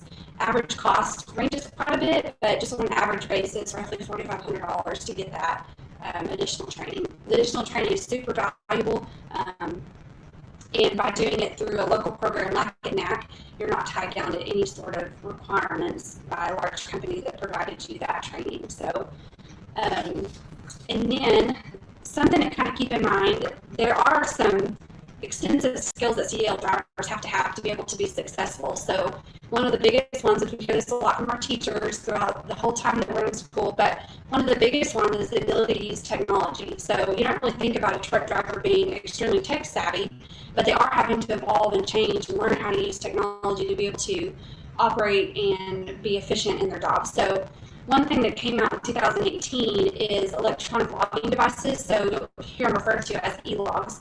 So I have one here. We actually use the OmniTrack system. It looks like this, and it's built into the truck. So that really built into the ECM of the truck. Anytime the truck goes into motion, it picks up that the truck's moving, and it logs any distance that's traveled while the truck's in motion. So before that, drivers were just on paper logs, and they were able to just write down what they had done for the day. But DOT recognized that there was a lot of room for error by doing that, and that things could be erased and things could be changed. So that's why they came out with these electronic logs, to where it's not very easy to be dishonest on what kind of things that you're doing. You do have to be able to use dispatching tools. So a lot of companies will use things like their e-logs to dispatch drivers and let them know where they're going to be going, how far it is, things like that, all their load information. But you do also have to be able to use texting and calling and things like that.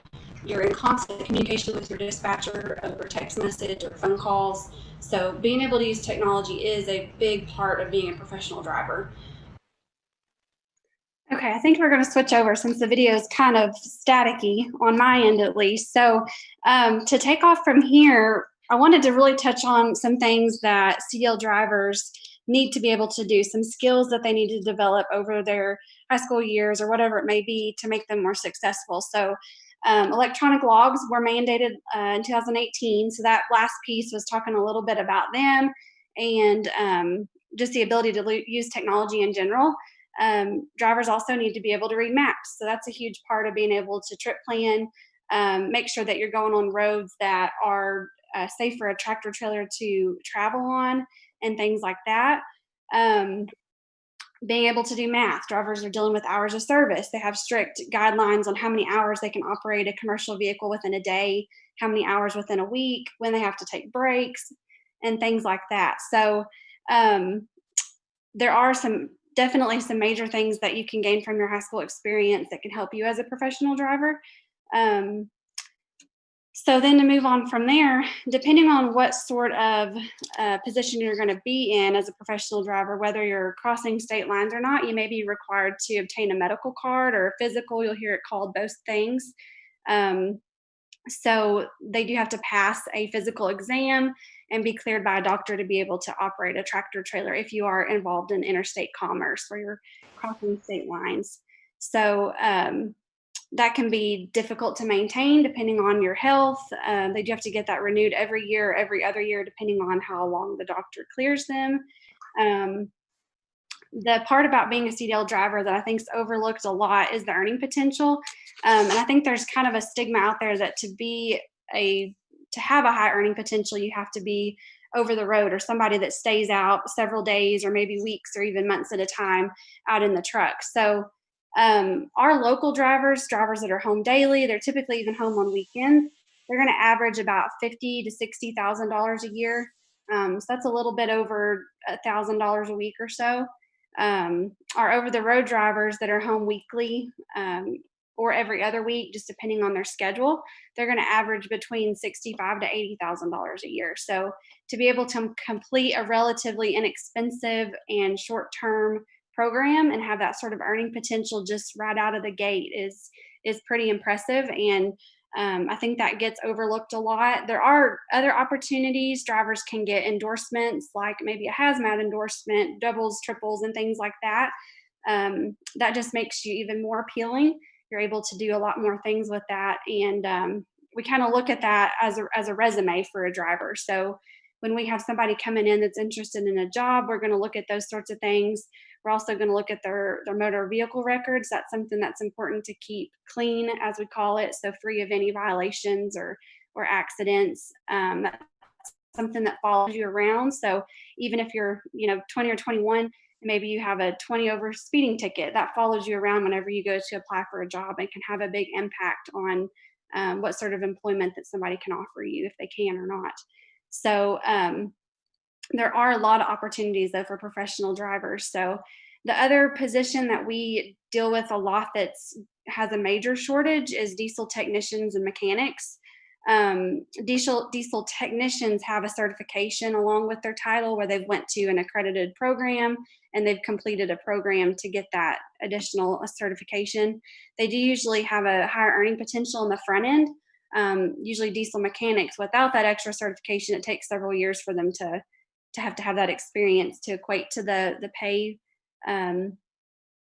structure like that. So there are diesel technician programs close by. There's some up in Missouri, and then Springdale at UTI has a large program there.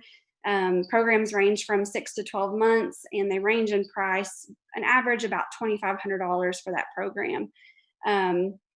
So we would start out a diesel technician at about $18 an hour, and then the earning potential goes up from there between $25, $28 an hour towards the end of their time.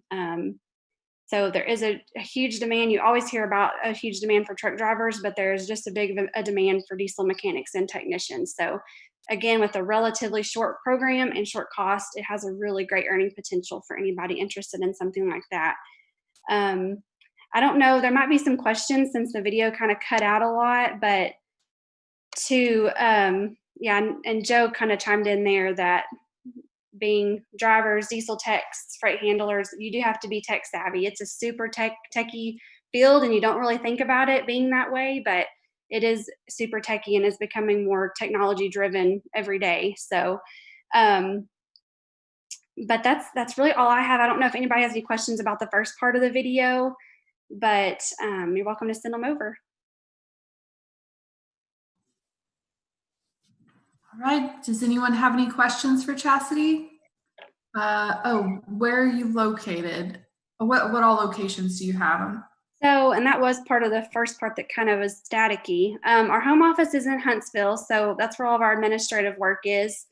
We have an office in Harrison that's a dedicated account, so they're going to have about 55 employees that run out of that office. We're just right off of 65 whenever you come into Harrison on the left-hand side of the road. We also have a terminal in Batesville, and then Carthage, Missouri as well. And then we have an office in Springdale too. So we're pretty spread out. We employ about 235 people or so. And then about 200 of those are going to be Class A drivers, and the rest are support staff like mechanics and office staff and things like that. All right, any other questions for Chastity? All right, well, we appreciate you joining us today. Thank you, and thank you for jumping in and improvising when needed. I'm glad I printed my notes, so. Thank you. Thanks, guys. Have a good one. You too. Okay, well, next up is going to be Wabash. Jason, are you on? Yeah, can you hear me okay? Yes, we can. So Jason Patience is the site manager at Wabash. So Jason, I'm going to give you the floor. Okay. Like Emily said, my name is Jason Patience. I'm the site manager here at Wabash Wood Products. We're located at the corner of Industrial Park Road and Airport Road, as most of you probably know. Our site has been on this particular facility since 1968. It started as Cloud Corporation. It was a trailer flooring manufacturer at that time, just as it is today. And in 1998, we were acquired by Wabash National, which is a semi-trailer manufacturer. And we make trailer flooring almost strictly for Wabash National. Now we're a components manufacturer for that corporation. I'll just briefly talk a little bit about my career, only because I started here when it was Cloud Corporation as an hourly employee, pretty much straight out of high school. So just wanted to touch on that to let everybody know that there really is no limitation on what you can do straight out of high school, whether or not you choose to go to college.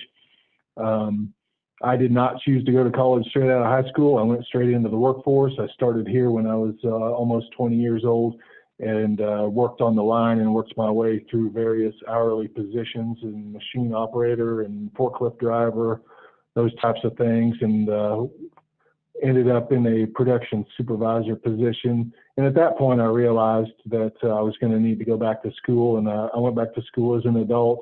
And there's certainly no harm in doing that. Not everybody is in the same situation when they get out of high school, and not everybody has the same short and long-term goals. It doesn't mean that things can't change down the road. So once I got out of college, I went into a role as a safety manager and a quality manager and a lumber buyer. And anyway, long story short, I worked my way into a plant manager position. So it's a really great success story for me and for this company here, and just shows that there's really, like I said, no limitation to what you're capable of doing. A little bit about Wabash National as a corporation. They were founded in 1985. They're a publicly traded company. Have been on the New York Stock Exchange since 1991. Their total revenue, annual revenue, is over $2 billion a year. They make about 62,000 trailers per year, so that's a lot of trailers out on the road. And if you go out on the interstate and you look, you see a lot of Wabash National emblems on the backs of trailers.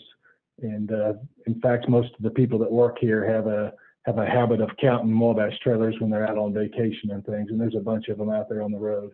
We have about 7,000 associates worldwide. We operate in 3 different countries: the U.S., Mexico, and the United Kingdom. We have 17 manufacturing locations within those 3 countries. We make everything from dry vans to refrigerated vans to tankers to flatbeds. Our United Kingdom facility makes some pharmaceutical equipment for like clean rooms and vertical silos and those types of things. So we have a wide variety of products that we make. Our key product, of course, is semi-trailers, but we have quite a diversified product line. This particular site here is on 50 acres. Like I said, we employ about 300 people here in Harrison. We have about 16 million board feet of lumber on site. That is, most of it is in the drying process, because the drying process for oak is anywhere from 110 to 270 days. So it requires us to keep a lot of lumber and a lot of inventory on hand so that we can manage our business. We are the most sophisticated hardwood lumber processing facility in this region. We have, similar to what some of the other folks were saying, Jimmy, I know, was talking about over at Rock 10, some of the automation and things, and we've done a lot of those same things from a safety standpoint to try to make sure that people aren't handling the product or having to get their hands into equipment. Instead, we're automating a lot of those processes and letting the equipment do the work instead of the people. And the people are more managing touch screens and things of that nature. We've invested about $8 million in capital in this facility over the last 36 months. Most of that has been in automated equipment. We're a very data-rich environment, so some of the technical skills are needed if you come to work here in some positions. We take data straight out of the machine centers, and it all gets sucked into a database where we can mine the data and better understand how the machines are performing, what the level of uptime is for each machine, how much product that we're getting out of each machine, and those types of things. So there's a lot of opportunity in that for those that are kind of tech savvy. It's a good opportunity. We're an air-conditioned plant, so we use our boiler system to run a chiller here. And our plan in the summer will stay about 76 to 78 degrees, so it's a pretty comfortable environment as well. Just to kind of touch on the volume of flooring that this particular plant puts out, you can take all of the flooring that we produce in a year, and if you spread it out throughout FS Garrison Stadium over at the high school, the football field, if you just stacked it up, and it's about 1 3/8 inch thick floor, if you just laid it out and stacked it up, you would reach the top of the goalposts of that football field in a year's time. So we produce a lot of flooring out of this facility, and about 80% of the dry vans that you see on the interstate have our floors in them. So that's a little bit about the business here. I'll go ahead and let you start the video, and I'll walk you through that.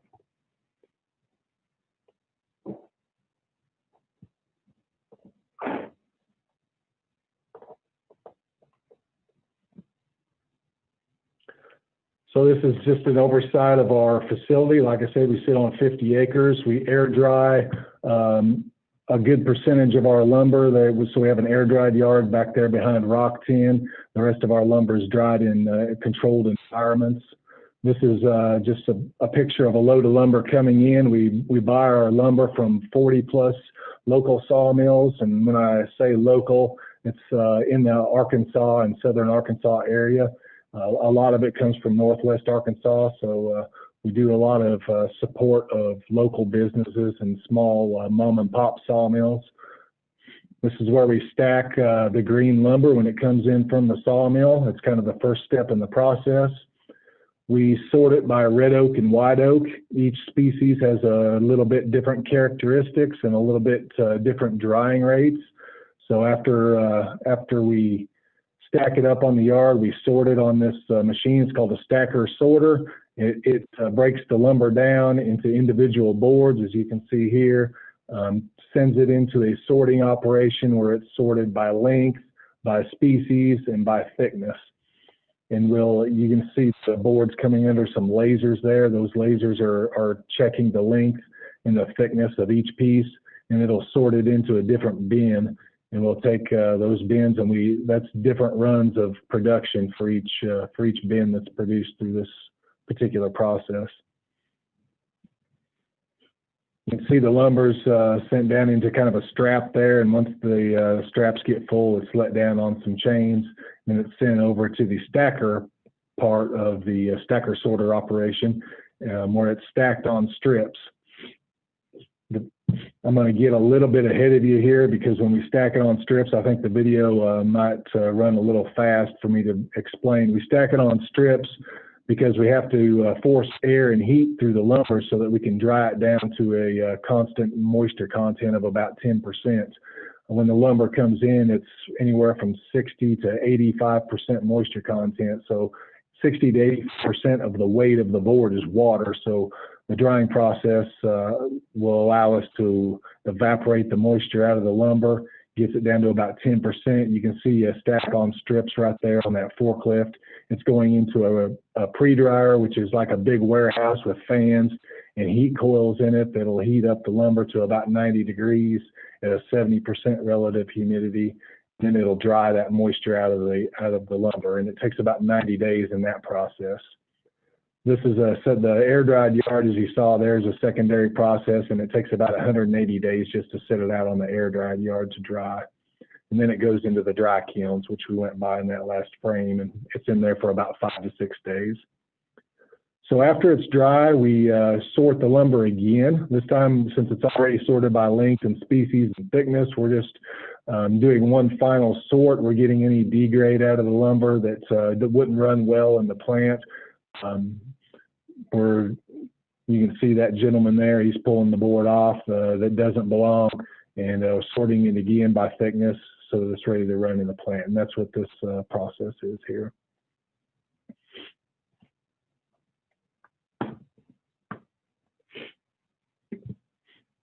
You can kind of see the forks there. The forks will take a layer of lumber out, and then this gentleman, he'll lay the strips down to separate the individual layers, and then it'll send another layer out on top of the strips. So that's how you get those layers in between each, or the strips in between each layer. This is our boiler and our sawdust load out process. About 40% of all the lumber ends up being sawdust, if you can believe that, due to saw kerf, and we sand and we cut, and then we defect the lumber. So we cut all the knots and the bark and stuff out of it, and all that gets ground up and gets burnt in our boiler operation. Now the lumber is being put in the plant. We're breaking it back down, getting the sticks out from in between the layers there, sorting the lumber by individual boards so that we can rip it and process it. You can see there each board's in a lug, and then it goes through an edger. The edger will edge each board to a standard size, a standard width, and depending on how many sticks you can get out of each board is how it will edge the board. So it'll rip a smooth side down each edge of the board. Then it goes up into the ripping process where it's ripped into individual strips. We buy various lengths of lumber, anywhere from 6 foot to 16 foot long. So we're running some, looks like 9 or 10 foot lumber here. After, you can see it's ripped into individual strips there.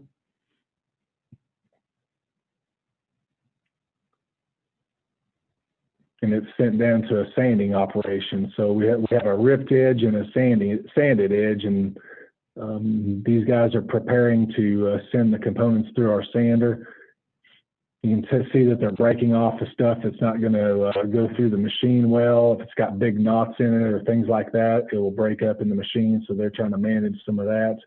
Once it goes through the sander, the sanded edge is the edge that we'll apply glue to, so it's a critical process to make sure that all the components are sanded the exact same thickness.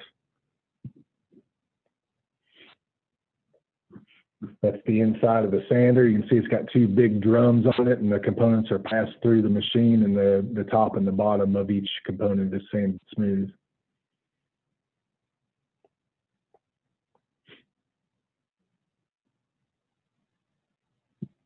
So then the strips are coming out of the sander here. They'll land on this conveyor downstream, and then they'll go into our auto defecting process. And the auto defecting process is kind of the newest process that we have. That's where we spent most of the $8 million investment that I spoke about earlier. What it'll do is it'll pass through, we have a bundle making operation here too, excuse me.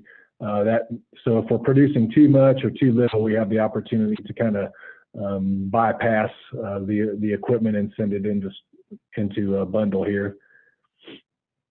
But back to the auto defecting process, it'll pass through a scanner, and the scanner will scan the component, and it'll find all the defects in that component, and it'll send that solution down to one of 3 different saws, and those saws will cut the components out of the strips.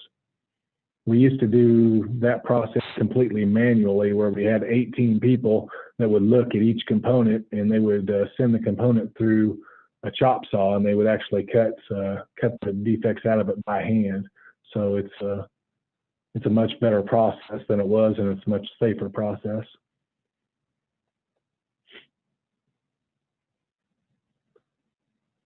So these are bundles that are being added back into the process. Like I said, we have an opportunity to do that depending on the production flow, on how things are going. If we're overproducing upstream, we can make bundles, and if we're underproducing, we can feed bundles back in to the auto defecting process. And these folks are just sorting the sticks. If it's a stick that's similar to the sander, if it won't feed through the auto defecting process well, they'll push it, and it'll bypass to another process where it's manually cut out. These are where the sticks are fed through the scanner, which will detect all the defects in that component. It comes out the other side here and down to one of 3 saws. These are the saws that cut the defects out of the components. They'll also square up each end of the component so that it can go through the end matching process, which is downstream a little ways. We'll get to see that in a minute. You kind of can see this blade moves so fast you can barely see it without watching it in slow motion, but you kind of see them components passing through there, and there's a saw blade that comes up and it cuts the knots out, cuts the bark out, things like that. Then you have a clean component of random links on the outfeed side of that.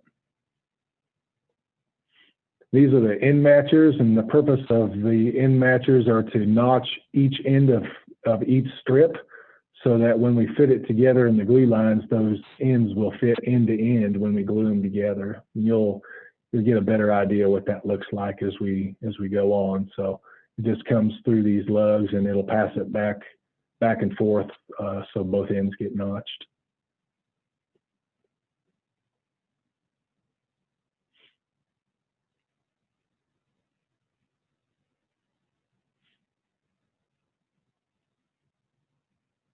This plant, when it was built in 1998, when I first saw it, I said to myself, there is no way we'll ever fill this plant up with equipment, and now it is full of equipment. So there's been a lot of things added over the last 15 or 20 years. These folks are feeding the glue lines, so the components will go through a set of glue rollers, which will put glue on both edges of the component.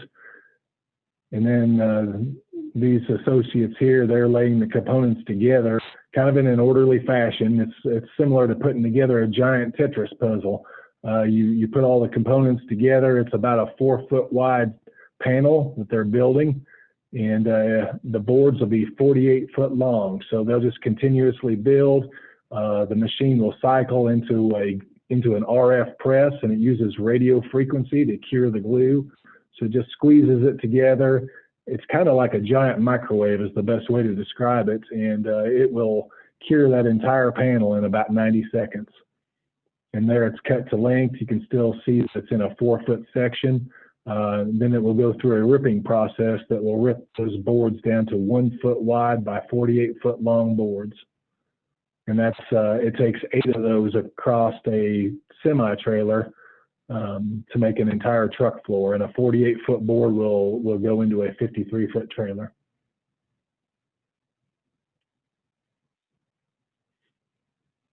So that's the ripping process there. It's a little bit hard to see, but what it's doing, it's ripping that 4-foot panel into 4 1-foot wide boards. Then it's going to send those boards over to our molder. The molder is going to plane the top and the bottom smooth, and it's going to put a profile on both edges so that when those boards get installed in a trailer, they'll lock together. So it'll take, like I said, 8 boards across to make that trailer. A little bit hard to see, but this molder has 8 heads on it. It's got 2 top heads, 2 bottom heads, and 4 side heads.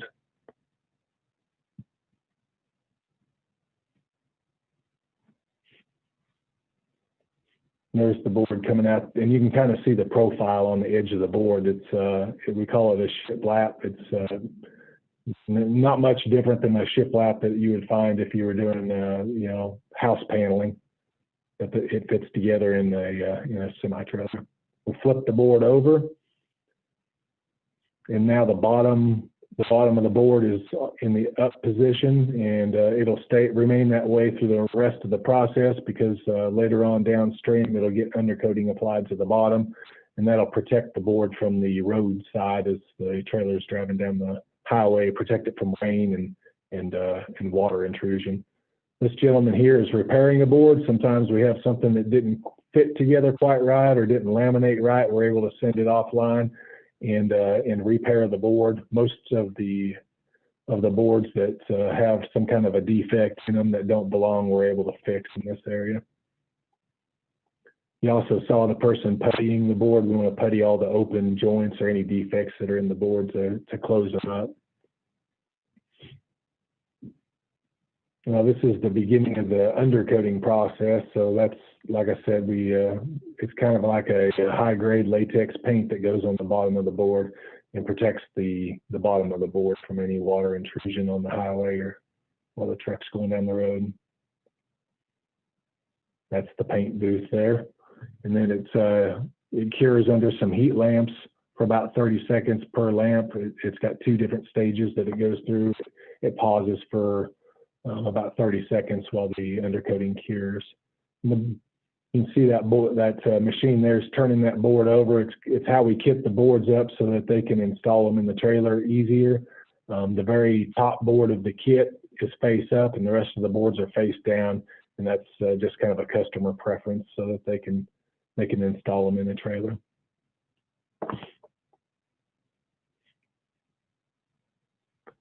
So each of those stacks right there is what we call a kit, and each one of those kits is an entire floor in a semi-trailer, and we send 22 of those kits on a flatbed trailer up to Lafayette, Indiana, where our corporate headquarters are and where they build dry van trailers.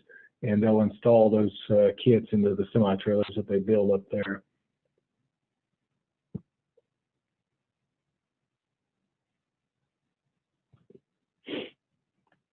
We got a 30-ton crane that we use to load the whole load at one time onto the trailer. And it just sets it down on there and pulls out from under it, and we put a tarp on it, and it's ready to go. That's pretty much the whole process.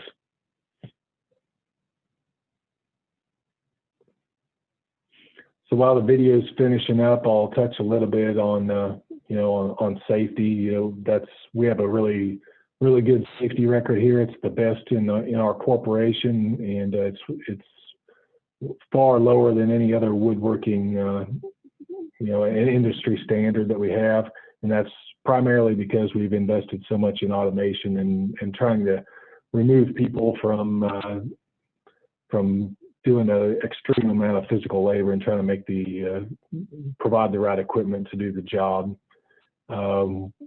We are heavily involved in Six Sigma and lean manufacturing, similar to what Rock 10 was talking about.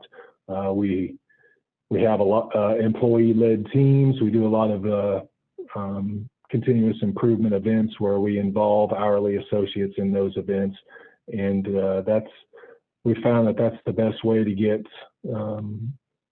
to fix problems and get solutions. Is you involve the people that are doing the jobs every day, the people that are out there performing the tasks, and then you get positive and solutions that actually are meaningful rather than just things that we think are happening here in the office. We also have safety teams where those teams are tasked with continually improving our safety process. And our data stream is very fluid. Like I was saying earlier, we mine a lot of data from all of our machine centers, and we have a lot of information pertaining to each machine center and how it fits in the process. And we have people that have to analyze those things. So like I said, it's a very technologically driven process. I think that's all that I have. Are there any questions? Jason, there's a few questions in the chat. The first one is Pamela Ross from Bruno Payette asked is the tech needed there taught in-house, or what can our students do in the high school to better prepare for the technology requirements? Yeah, it's a good question. Most of the things that we do are taught in-house.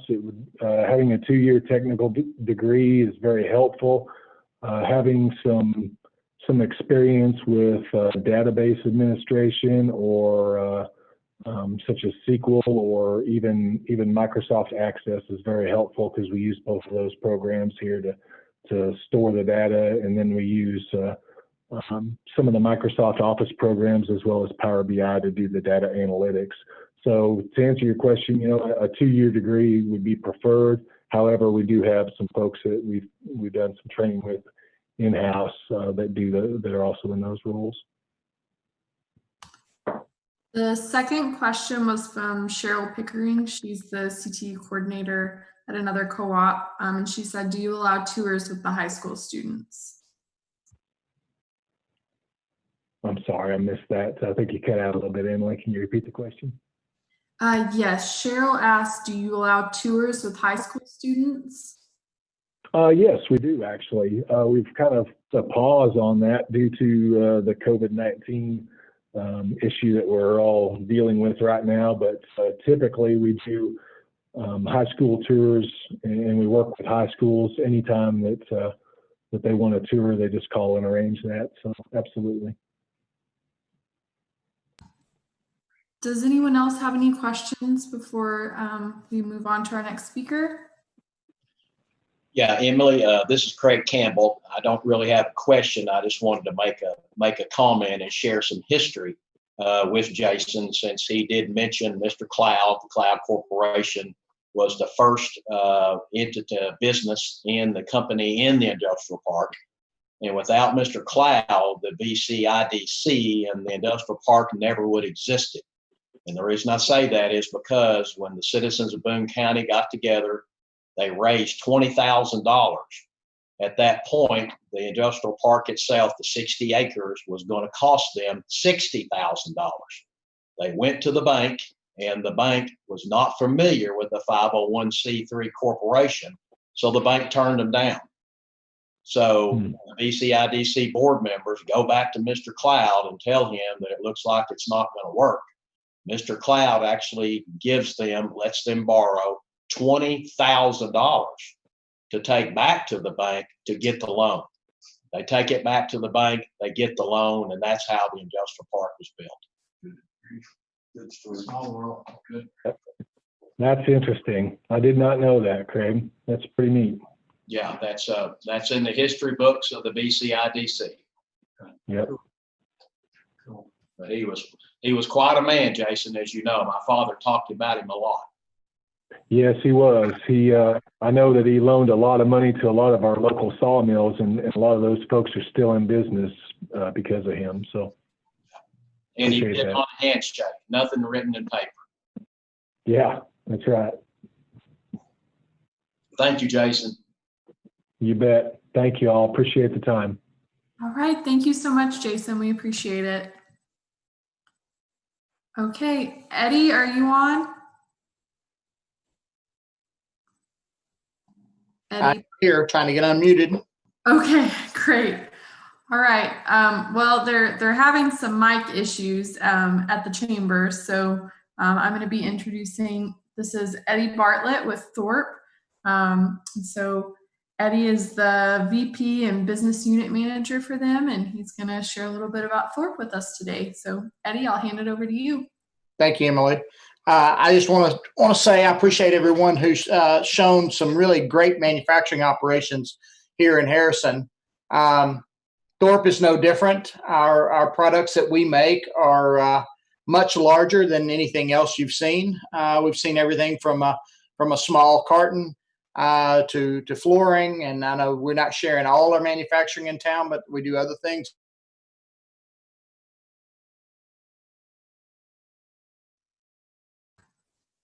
Hey, Eddie, we can't hear you right now. You're not muted. Can you? I can hear you now. Now I can't. Now you're muted. Okay, unmute yourself again and let's try again. I'm having technical issues with the mic. Can you hear me now? We can hear you now. Did you get anything I said? Maybe the first 3 words. So I was paying compliments to the manufacturing operations that we have here in Harrison and how much it touches our lives. We build the largest products in Harrison, in the region, and we build specialty chemical tanks for the chemical business, and everything from anything from a tank that would fit on my desk to a tank that is 120 feet in diameter and 60 feet tall, and it's all built out of fiberglass. So I sent a PowerPoint presentation as well. Do you have that, Emily, that you could pull up? Can I share?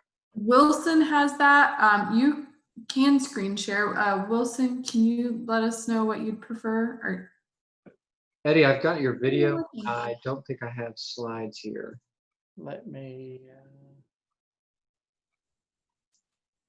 Yeah, I just have the video. Can you let me screen?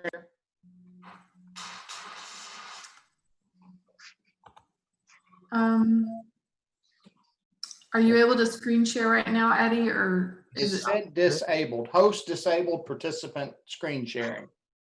Okay.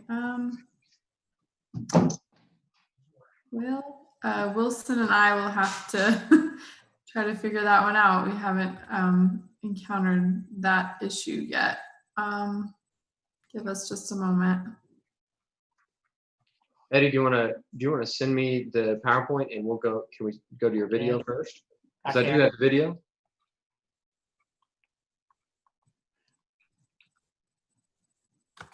We can do that for sure.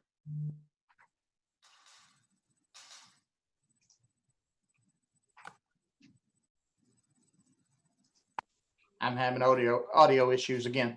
Okay, I just sent it to you.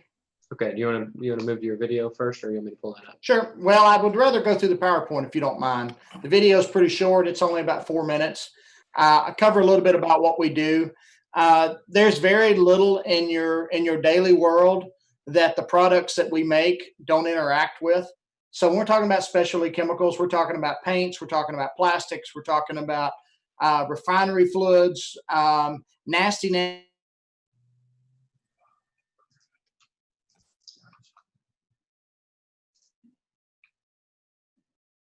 Yeah, we keep losing you here, Eddie. Lost your mic, lost your audio again. I'm not sure why it keeps muting me. I am seeing it on the screen. So we build products that are extremely caustic, or let me phrase that. We build storage vessels for extremely aggressive chemicals. And anything that goes into plastics, oil refineries, hand sanitizer. One of our main customers is Ineos. Ineos made the news a couple months ago when they geared up and built a hand sanitizer facility in 10 days.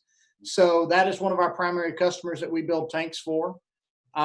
We have, what we do is not greatly technical, but it is highly skilled. So putting fiberglass tanks together is all done by hand. There's very little automation that goes into what we do. So we're looking for people that like to get their hands dirty. We're looking for people who like to build things, like to think outside the box. So then also, if you want to go to school, that's great. If you want to become an engineer, that's wonderful. We've got opportunities for engineers. We've got opportunities for drafters. One skill in particular that is very hard to find is a welder. And we use welders, but we don't weld steel together. We weld plastic together. So if you want to come on board and become a certified plastic welder, we're more than willing to work with the right individual and send them to training and certifications. We currently do not have that skill set within the Harrison area in the Harrison facility. And we share labor with one of our sister facilities in Houston, Texas. They send a crew up here. They stay up here about a month to work on a particular project. So, you know, there's opportunities here to do things like that. Are you having issues, Wilson? We still good? We're good. Okay. Looking for your PowerPoint email. Okay. Wait on it to come through. I'm just reading your face on the video. Let me see here. Keep it does go through. I will just wing it. So I think it got rejected for size. So, you know, kind of give you a breakdown of what we do. If you'll start the video, I'll walk through that. Wilson.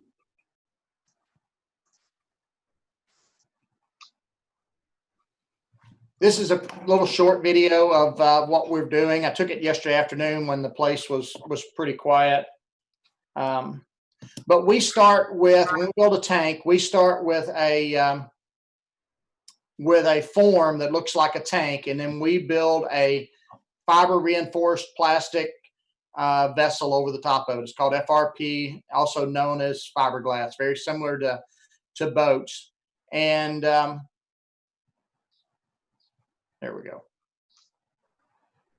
And it's an additive process. You start, the first layer that we lay down is a corrosion barrier, which protects the overall tank from the aggressive acid or the very aggressive caustic that may go inside these vessels. What you're looking at here is our mandrels. The largest mandrel here that we can build in-house and ship down the road is about 16 feet in diameter. So when we build tanks, we have to build tanks in iterations of the size of the molds that we have. So we build tanks in 8 foot, 9 foot, 10 foot, 12 foot, 14s, 15s, and 16s, depending on what the customer wants. These things can be anywhere from 8 feet tall, 2 to 3 feet tall, actually, anywhere to 100 feet tall. So it really just depends upon what the customer is needing or wanting. We build custom tanks for that business. So what you're looking at currently, what you're looking at now is where we build the tops that are the dome tops that go onto these vessels. They can be any type of configuration. They can have a flat top on it. They can have a mixer that's mounted on top of that particular tank that is mixing the slurry or whatever that material is on the inside. So here they're actually laying out chop. Now, some of our vessels have a chop strand mat on it, which is what you saw, and others are hand laid up, where we start with a matting of material and lay that up layer at a time. So you put down resin, you put down a mat, you roll out the air, you put down more resin, you put down another mat, you roll out the air. It's just an additive process until we get to whatever required thickness that the engineers have determined is what we need for that particular product. So these products are engineered for not only the material that goes inside of them, but they're also engineered for the geographical location that they're going. And stop it right there if you don't mind for just a second, Wilson. So they're also, they go to the whatever geographical location that they're going to. So we've shipped tanks from here to Chile, we've shipped tanks to Brazil, we ship tanks to Saudi Arabia.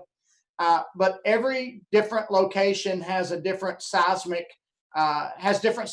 forces that are introduced to it. So we are by code required to engineer these tanks to withstand whatever forces may be that may occur onto these vessels. So when that tank is completely full of liquid, we have to take into account what the specific gravity of the liquid is, how much how seismic the region is based upon previous knowledge and history. If it's going to the Gulf Coast, which a lot of our products do go down into Louisiana and Texas, we have to then manufacture them for specific wind loads related to hurricane force winds. What you're looking at right now is a crossover duct for two very tall vessels we're building currently. One side of this is 75 feet tall. The other side is about 65 feet tall. So you can see here, you've got the crossover duct that's going to go between these two scrubber vessels. And then you also see the down piece that's going to change the elevation and go from the 65 to the 75 feet elevation here. But this particular project here is scrubbing nasty chemicals out of the emissions side of a chemical plant. So go ahead and hit the play again. And you're not sure what this one is, but it's a specially flange that will go and be built into one of our vessels. We build everything here, which includes all of the fittings and appurtenances that are needed for this particular tank. That product right there is called Furan. We're one of probably 3 companies in America that builds Furan vessels. So a lot of this black stuff you see in these pictures is a highly specialized, very expensive resin that is for the most extreme acid processes that are out there. That particular piece that you're looking at there is one of those scrubbers. That's the 65 feet long scrubber that goes with the crossover duct, pretty thick, and will be introduced into a facility down in Texas. These products are headed to Texas. So we do everything. You know, it starts out as a drum of resin and a roll of glass, and we build products that look like that. And everything on that has to be positioned within about a 1/16 of an inch tolerance. And that's hard to do when you're hand building products. But that is what we do. There's, you know, the machines that you saw when we started is really the only automated or semi-automated machines that we have. The rest of this whole process is done by hand and by skilled labor and by people who care. This is the other side of that. That's the 75-foot long scrubber, and you can see how long it is. In a minute, we're going to get to look down inside of it, and it different layers or different elevations within this. You see these bars down deep into that vessel. It will have internal products put in it that help to separate the chemicals, and we separate those chemicals by the columns and by the material, by the engineered processes on the inside. This is one of our smaller vessels. I believe this one's going to Clorox, and so it's some type of chemical vessel that's used to separate chemicals that make Clorox. And that's a highly specialized vessel, and you're only looking at 1/3 of it. And then as we additive process, not only is it additive to get to the diameter, stop right there if you don't mind, Wilson. Not only are we working to get to the additive process of getting to the thickness, but we also build those vessels in multiple sections and put all those vessels together in shipment. Now, one of the things I did not get to show you, and I wanted to on the PowerPoint presentation, guys, so I'll have to get you guys to use your imagination. But let's say that a customer wants a tank that is 48 feet in diameter and 40 feet tall. We're incapable of packaging something like that and shipping it down our our highways. So we have patented a process here in Harrison. It was Tankinetics at the time, so it goes back about 30 years, in which we can build the componentry for that 48-foot 48-foot diameter, 40-foot tall vessel. We can squeeze those sidewall. We build it in sections. We squeeze those sidewalls down into shippable segments. We start out with a round piece, and then we squeeze the sides down and make it look like a peanut. And we put it into shipping apparatus, and we ship it down the road at about 16 feet, 18 feet wide, and about 12 feet tall. And we ship those to the location and all the pieces to the location, and then we finish erecting that particular vessel on site for the customer. So pretty neat process. That's also another part of our labor pool. If you want to travel or you want to see the world, you're more than capable of coming on board and getting to see some really neat things and be involved in some industries beyond what you see in Harrison. So the picture you see on the screen at the moment, the little vessel in the center of the screen is we're ASME certified to build pressure vessels, meaning if you have an air tank at your house or any industry that you're in, that particular vessel had to be built under a very stringent set of guidelines in order to make sure that when you put pressure inside that vessel, it does not explode. So this was new to the fiberglass industry 20 years ago, 30 years ago. The very first ever certified pressure vessel under what's called ASME Section 10 ever certified is that one right there in the middle. That's ASME board certified vessel number 1. So Harrison, Tankinetics at the time, was the first company ever certified to build fiberglass pressure vessels for ASME. The vessel that you see on the left, which is orange, is the 500th certified Section 10 vessel that we've ever built, and we built it May of last year. So a little history about who we are and what we do. What are we looking for? I'm looking for hands-on people. We're looking for people with a work ethic. I need someone who wants to be engaged, collaborative, teamwork. I need leadership. I need people that are willing to come on board and lead a team. It really matters that you have the right person and the right skills to go and to these very large refineries and put these field tanks together. We do about 6 to 8 field jobs a year, and usually there's a crew of 4 to 8 people depending on the job. Continuous improvement is a big piece of this, and I'll just do a shout out to the other manufacturers that were on today. They are here because they've gotten better year over year over year over year, and that's the name of the game. If we're not getting better, someone else is, and that is part of our culture. And that's part of what makes Harrison great. I've worked at some of these other facilities. I've led some of these other facilities, and I know what kind of ingenuity that comes out of our region. So hats off to the students and to our teachers. So like I said, it's ever changing, looking for crafty people. Some of our customers, let me cover that just quickly and then I will hush. If you were to do a Google search and look up the largest chemical producing companies in the world, we do business with the top 10, top 20%. BASF comes to mind. Dow DuPont comes to mind. Eneos. There's a company that you probably don't know, but there's a company by the name of Formosa Plastics, and they build primarily all the plastics that we interact with on any given day.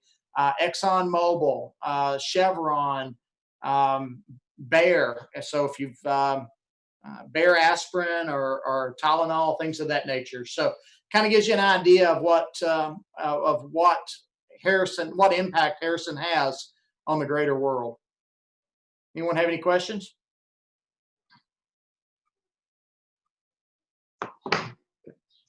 Hey, Eddie, this is Dave. Great job. Very, Thank you, very Dave. informative. Fantastic what you guys are doing. I have a question. In the magazine or in our catalog, you mentioned plastic welders. And so how can we get them trained here?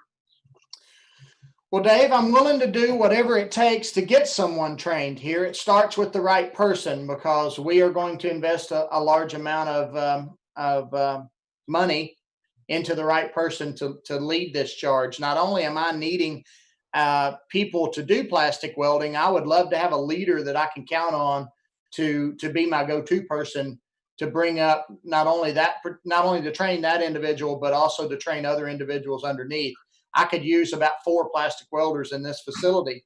Now, what's nice about that is if I did not have work here, or even so, if we wanted to use plastic welders as an economic opportunity for Thorpe, then we could do field work with plastic welding as well. It is a highly sought after skill that we currently don't have a lot of people in. Okay, so, how can we do it? I've got the equipment, or we can invest in the equipment, partner with the college, but it starts with someone who would be interested in it. Okay, thank you, Eddie.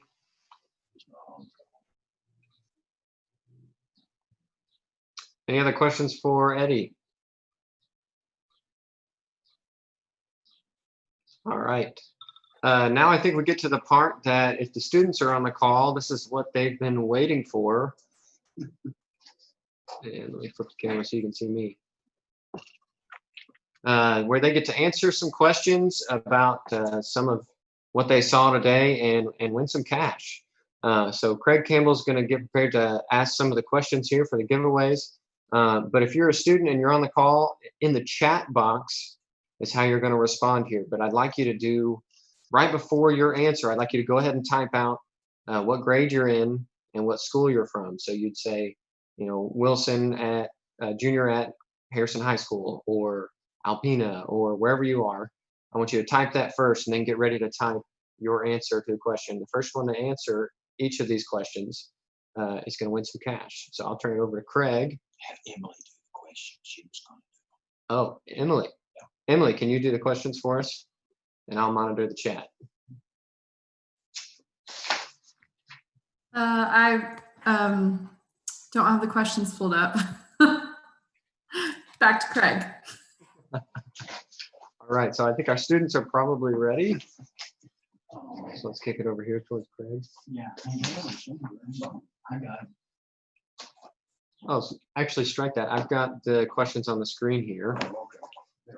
So just go and ask. Here, I'll just go ahead and ask them here. All right, so here we go. Which company delivers freight anywhere on the globe?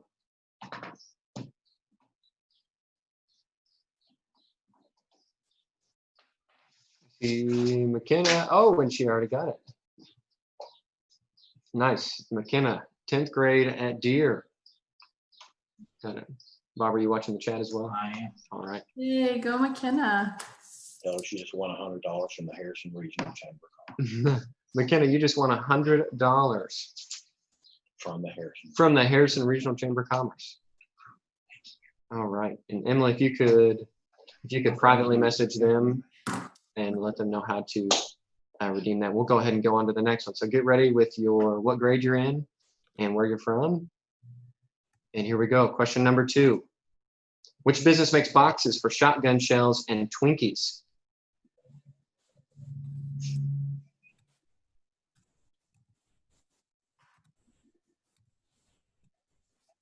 Come on, hurry.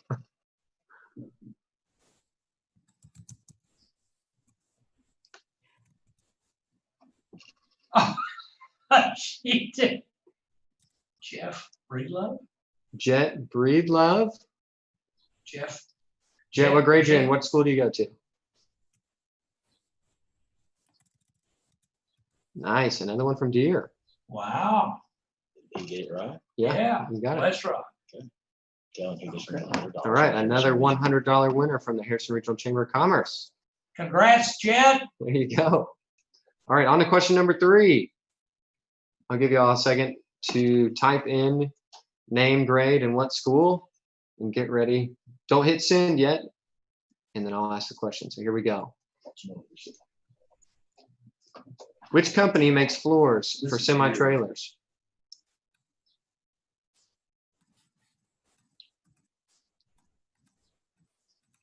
Andrea Bird with Harrison High School. Yeah, Andrea. Congrats, Andrea.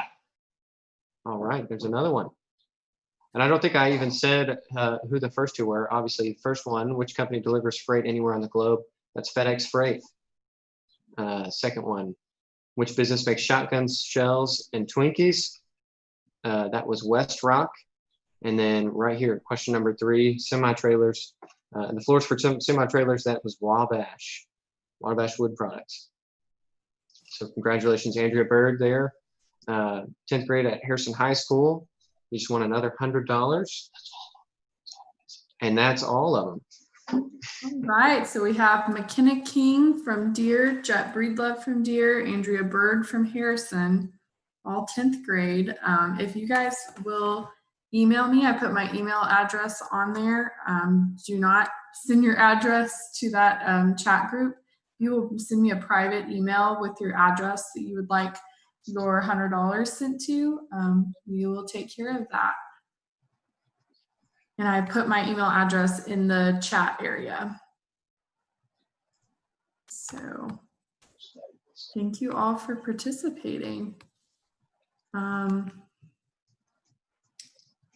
Okay, so Dr. Pratt, are you still on the call with us? I'm here, Emily. Okay. Oh, we're getting a lot of feedback from you.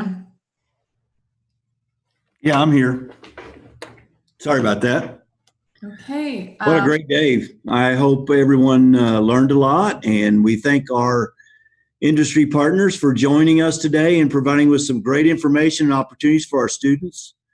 Hey, one thing I just wanted to say real quick in closing is Harrison, last year we had a night of opportunities for our industry partners and some of our kids to come and visit with them. And we've been thinking about that a little bit. And I was talking to Mr. Largent and the team. And I think what we're going to try to do this year at Harrison High School, we're going to have a lunch of opportunities. I think that's the best way to reach the most kids. And we're going to do our best to pull that off this fall. And if COVID will stay away and we can have school, then we're going to invite our industry partners to come join us in a lunch type meeting in our high school. And then we'll allow our kids to come in and see you at the prime time of the day. So we're excited about that. And Mr. Jay Parker's our principal. And if you don't mind, he'll be reaching out to you soon. And Bob, I hope that's okay. I'm putting a plug in here for the blue and gold, but we're going to try to have a lunch of opportunities and try to give that a shot to reach more kids and get more information out to them so they can make great choices about their future.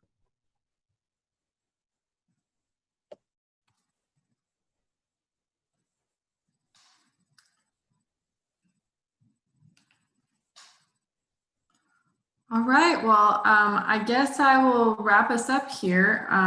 Just want to thank all the industries for participating with us today.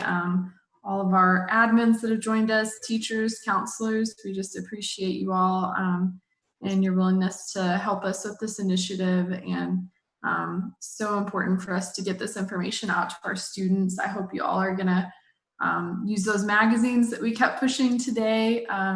Again, if you need more of those magazines to use in person, let me know. You now have the link to be able to access that online. It's on the Chambers page. It's also on the OUR page under CTE department.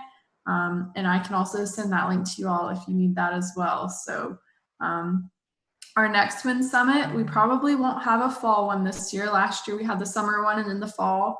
I think we're probably just going to have one in the spring or summer of 2021. I'll probably be touching base with you all either late fall, early spring to see what month might work best for everyone. I'm sure it might depend on where we're at with COVID and all of that, whether we do it in person or virtual. So I'll be touching base with everyone again. And other than that, we just appreciate you all for joining us. Craig, Wilson, do you all have any final thoughts? Bob? Nope. No, Emily, you've done a great job. And once again, thank you so much for the OUR co-op and all the effort that y'all have put into this. Without the OUR co-op, there would be no WIN program. So let's all continue to work together and help move Boone, Carroll, Newton, Searcy, and Marion County into the future. And I just want to thank the Chamber. They've been a huge help with this WIN Summit this year and have been an integral part of this as well. So, all right. Well, I guess does anyone have any questions before we get off of here about anything that was said today, anything about the magazine, WIN initiative in general?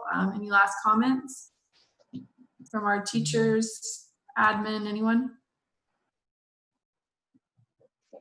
All right. Well, I guess we will call that a wrap, and we look forward to seeing you all next time.